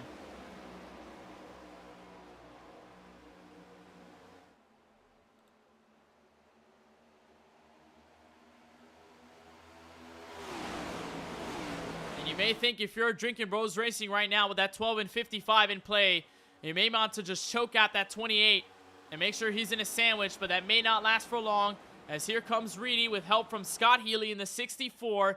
He'll challenge underneath Sanchez. He makes the move complete for 3rd. He'll look for more, this time for 2nd. And he will not have help from Sanchez, who makes an indecisive move there for a moment, but finally decides to stick with the 28 up top. Into 15 laps to go now, 14 and counting from Michigan. And can Lawson Peel maintain at the front? Reedy shuffles Porter out of line. Here comes Healy to the inside. And how about Lance Hill with a potential chance to strike as they almost hit the outside wall? Oh, and contact between the 28 and the 96. Porter locks up the brakes, entering the grass. And can he maintain the car underneath the apron? No, he can't. Caution out as the 28 parks it on the apron in turn 3. unbelievable set of circumstances as Reedy tried to force his way in. And Porter lodged on the transition. He cannot move that car. I think he's going to have to tow this time by. You can see the rear tires kicking up. He is desperately trying his best to get that car out of that scenario. We'll see if he can, but the caution out once more with 13 laps remaining. And here is how it all started. The 28 on the outside of the 96. Reedy tries to side draft. Contact is made. And Porter in the wrong place, wrong time. Nothing you could do, locking up the brakes. And then comes to a complete stop. This is underneath the racing line. But here in Michigan, iRacing constitutes that. A car stopped in the apron as a yellow. And so Porter definitely does have to tow. That may be the race completely finished. If we're talking about contention for the win, he'll drop back to the outside of the top 30. And now here comes the field for fresh tires and maybe even a dash of fuel on a pit road led by Lawson Peel.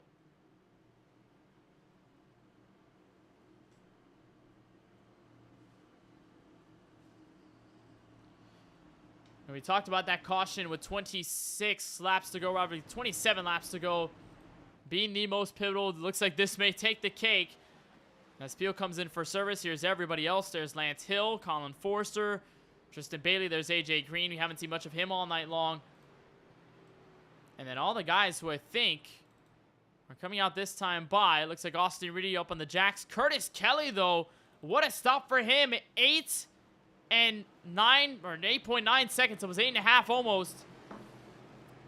And Curtis Kelly takes a 2-tire call, and a risky one at that, for the final restart, or what could be our final restart, as Mark Harris is going to stay out on 17-lap old tires.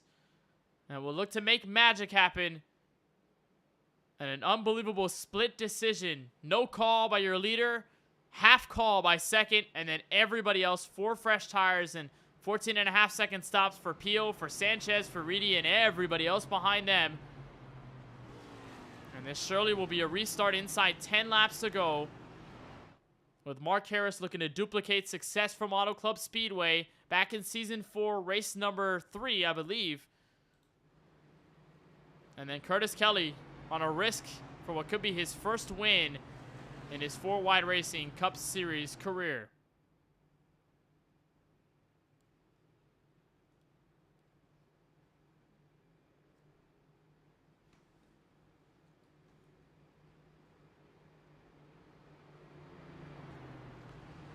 So it looks like we may get the Wonder Green signal this time by. We do a couple of lap cars, letting the whole field by. That's Brandon Banks, Michael Newbraw, and the 91 of Adam Alashire, who did get his lap back, but I believe has been forced 1 lap down again.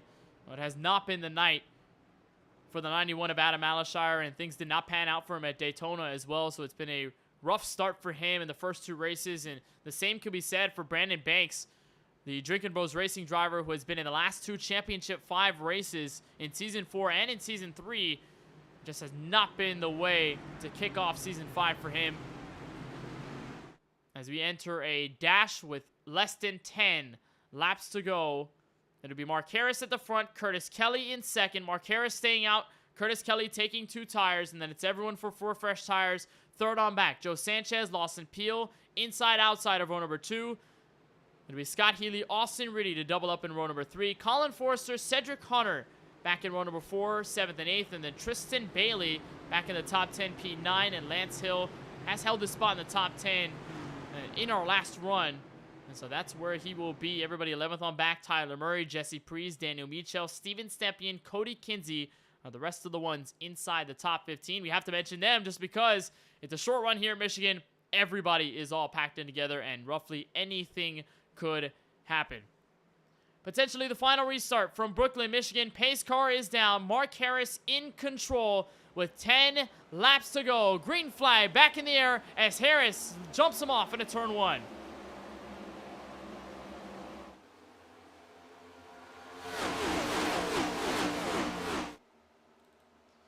And And look at the discrepancy already showing. Kelly falling back on the inside. Here comes Sanchez and Peel to make it 3 wide for the lead out of turn 2. Shuffling on the back straightaway. Doors getting shut. They're 3 wide. Tristan Bailey looking underneath Colin Forrester. But Sanchez shuffles to P1 into 9 laps to go with his teammate to follow as they're 3 wide for 5th on back.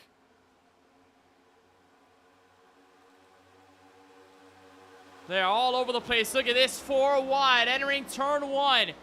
And a caution comes out again. This time Brandon Colley in trouble just after the start-finish line.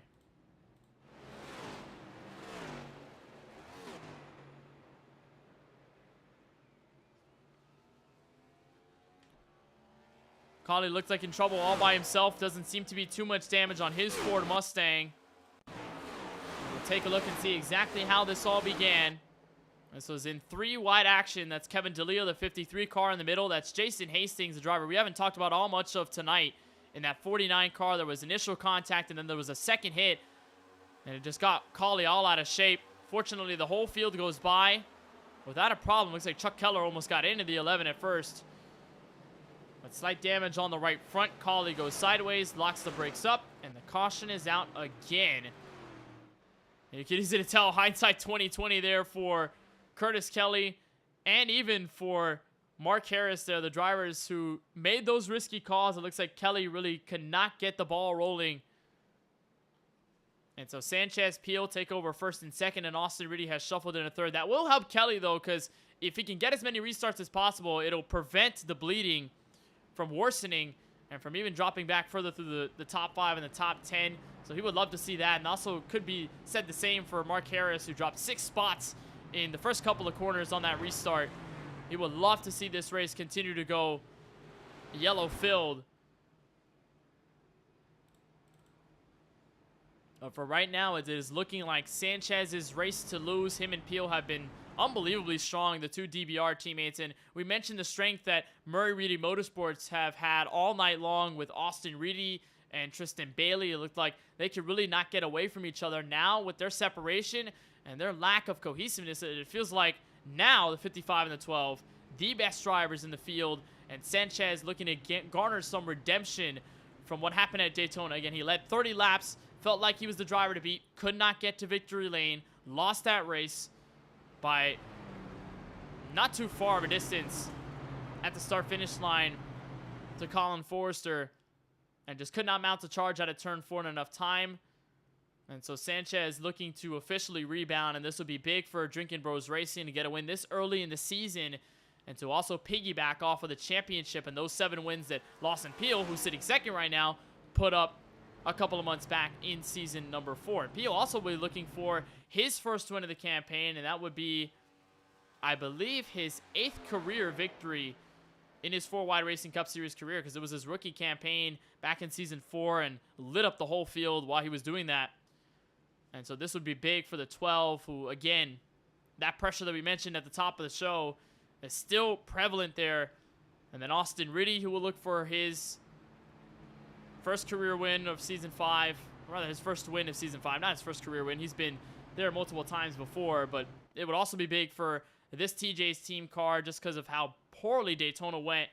And then you just look at everybody 4th on back. Curtis Kelly, first career win on the line. Scott Healy, first win in a long time on the line. Tristan Bailey, career win number 1. Mark Harris, career win number 2. Colin Forrester, 2 wins in a row. Cedric Hunter, first win. So there's a lot on the line with so many drivers in the field.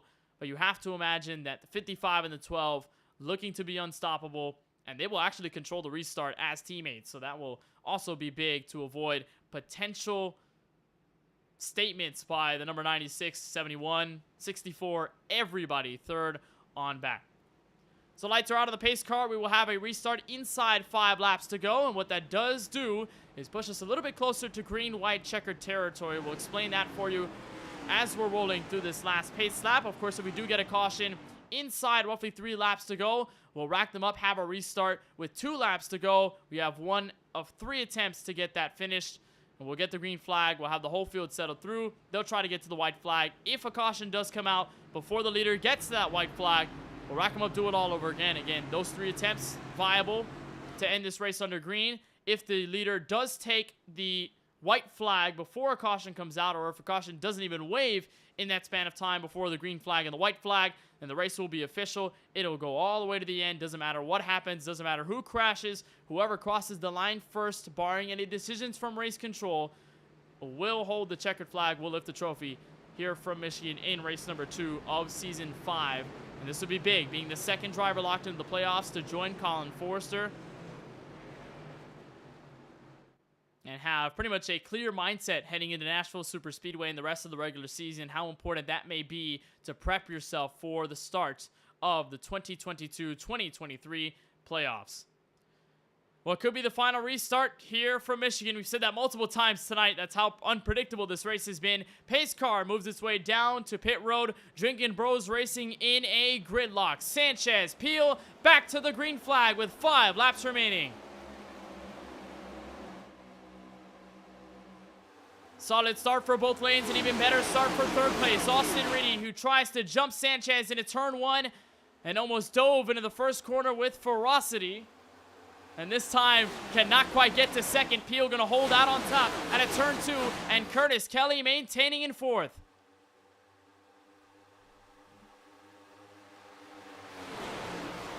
So that shuffles Sanchez at a line that's going to hurt him more as they come out of the final corner. They're roughly 3 wide. That's Forrester, Tristan Bailey going at it. They'll catch 4 laps to go. This time by with Peel in control. But how long can he last in the race lead as Kelly finds a way to 3rd?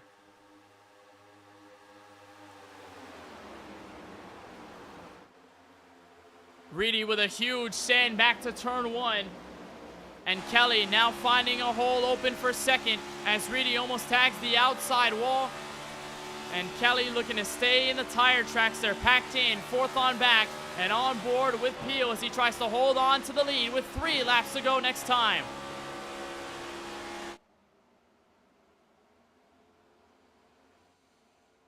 And if you're Reedy, do you think lay back and wait? Or are you thinking attack now and go, go, go? You see the gap between himself and the 71, Tristan Bailey looking for a position. That's Scott Healy fighting back on the top. So they'll lose some more time, and Reedy a little too much of distance as Kelly gets loose in the middle. He'll get shuffled 3 wide, and they'll smack the wall out of turn 4, or rather at turn 2. That was Sanchez that got it. Look at the snake trailing on the back straightaway. As Kelly finds a way underneath Scott Healy, they'll battle for 3rd. But as we come out of turn 4, we'll see the final 4 miles approach us from Brooklyn, Michigan. Can Lawson Peel defend his throne at this track and take 2 wins in a row from Michigan, or can Austin Reedy snap the streak and lock himself into the playoffs in race number 2? Sanchez trying to pick his way back up. And he was in the catbird seat when we got that restart. As Curtis Kelly shuffles back, he'll fall through to 6th.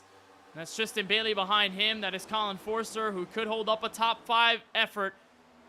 But Lawson Peel looking to keep himself stable at a turn 4. He will see the white flag for the final time here from Michigan. Can Austin Reedy do anything in the next lap or so to take away the race victory? Oh, and a big crash happening before they get to turn 1. And look at Scott Healy get to the inside for 2nd. And that's going to be big to try and catch up to the 12.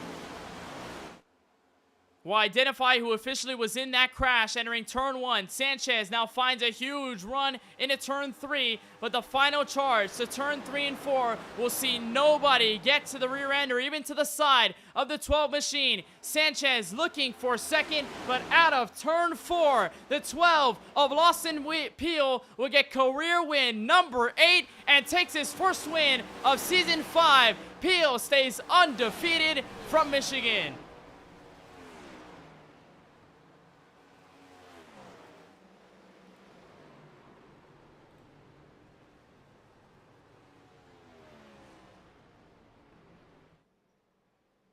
Everybody giving their congratulations to the 12.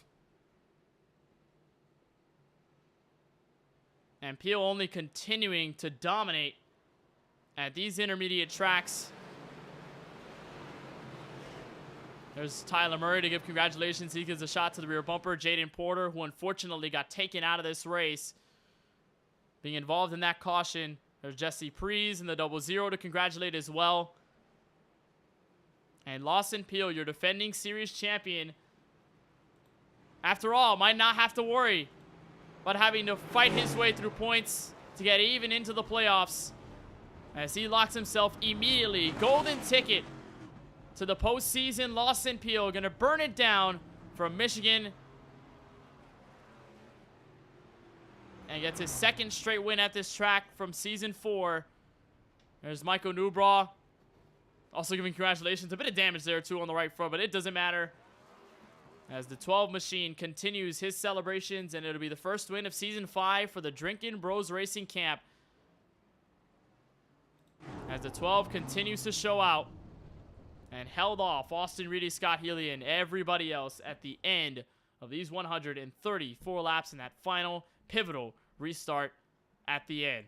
We'll take a look at our full field results unofficially here from Michigan International Speedway. Lawson Peel, his 8th career victory, his first of Season 5, locked into the playoffs this time around. Austin Reedy, so close, but no cigar quite yet, but still a fantastic effort, a big pickup from last week in the first race at Daytona. Scott Healy, in his first appearance after a long time, ends up in the top 3. We'll talk to all 3 of them before we conclude our coverage here on MaxSpeedTV. Joe Sanchez ends up in P4, was able to pick things back up, got shuffled out near that last restart, and you can imagine what could have been if he had been in a different place by the end of it. Colin Forrester, the winner from last week, didn't really need a top 5 tonight because he's already locked into the playoffs, but a top 5 he will get. Cedric Hunter, in his rookie campaign, gets P number 6. It'll be Curtis Kelly in P7, a huge recovery for him after crashing not once but twice in tonight's festivities. Lance Hill in a P8, Steven Stempion in P9, AJ Green in the 48 will be the last one to round out your top 10. Then we'll look on 11th on back. Jesse Prees in the 0-0 had a consistent night, but just could not put it together for a top 10 officially.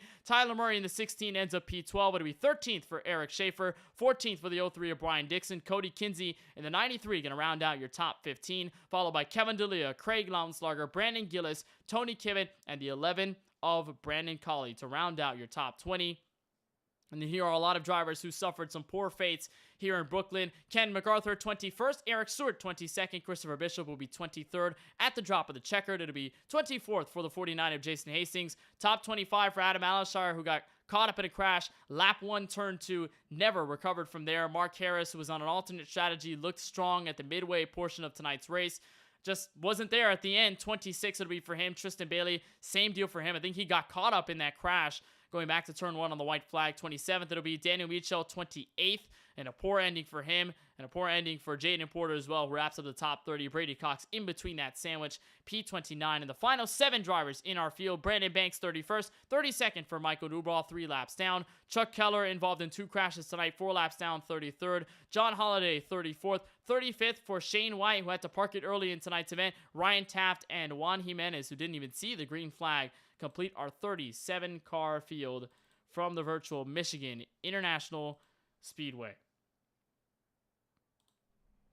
So all eyes on the number 12 of Lawson Peel, taking away the win and holding off the rest of the field, trying to charge in those final 4 or so laps. And it'll be our time to take a moment to speak with a driver who ends up getting his 8th career victory. And this must be a huge win, Lawson. I know that there must be some pressure being the defending champion going into Season 5, but this looked like the Lawson Peel of Season 4. It looked like you picked up right where you left off. A huge win. Give us your thoughts how you were able to hold off the entire field in that last restart. Yeah, it's just one of those tracks that I really like. These high-speed ovals, so it just suits me pretty well. It's just a good track for me, and yeah, it was got crazy at the end there. Certainly a lot of cautions at the beginning. Got some green in the middle there, and at the end, I just got a perfect restart. I couldn't have gotten a better restart. Was able to just pull Joe back, side draft him back, get into turn 1, and not let him get clear, and that was what won me the race. And then from there, just trying to break the draft on the straightaways and keep those guys in dirty air in the corners, and just hope they don't get to me. Thought Reedy was going to get there, but yeah, was able to hold him off. You're certainly able to hold him off, and I want to talk about that duo dynamic that you had with the 55 of Joe Sanchez. You guys, of course, teammates over at Drinking Bros Racing, and felt like for a majority of that last stint, you both were inseparable, working together well. Just give us the thoughts about that specifically and how important that was for you to even be in position for a victory tonight. Yeah, it certainly seems it's been that way a lot lately. Over in MPI and in here, just really similar. Talent and driving. Reedy as well. It seems like we're always all right there. And yeah, that restart was what did it. If he would have gotten clear there and was able to keep us in the dirty air, I mean, he would have had it. Would have been really hard to get up there and make a pass, especially on the bottom. So just a really good restart. And yeah, I always work really good with Joe.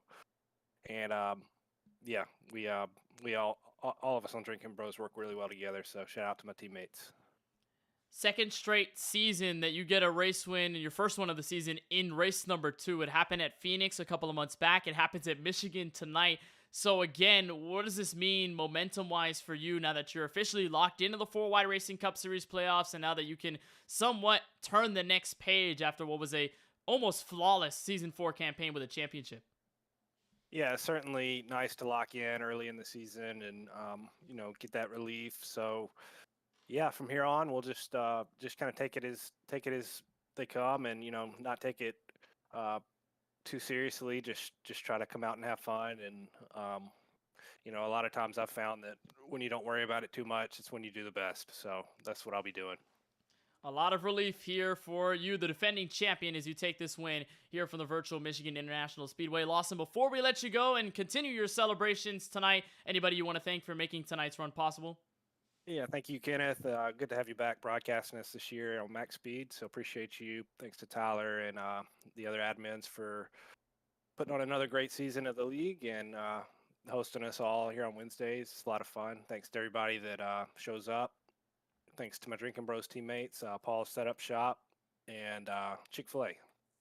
Well, we certainly appreciate the time, Lawson. On behalf of our broadcast team at MaxSpeedTV, congratulations on your first win of Season 5 and wishing you the best of luck heading to Nashville Superspeedway next week. Appreciate it. So that is Lawson Peel in the 12 who comes home in the race lead and with the race win here in Season 5. And we'll look to the driver who comes home in P number 2. That'll be the 96 of Austin Reedy, close to the race win, but just not quite close enough in those last handful of laps. And here we are alongside Austin Reedy. And Austin, I know that it was definitely a tough route to try and catch up to Lawson Peel, but was there anything left in the tank that you could have provided there to try and take the win in those last couple of laps? I think if I went low in turn 1 or turn 3, maybe we had a chance. I think going high the first time when I got a really good draft off of them, I think I tried to go high to get the run out, but I think if I went low, maybe I would have had something.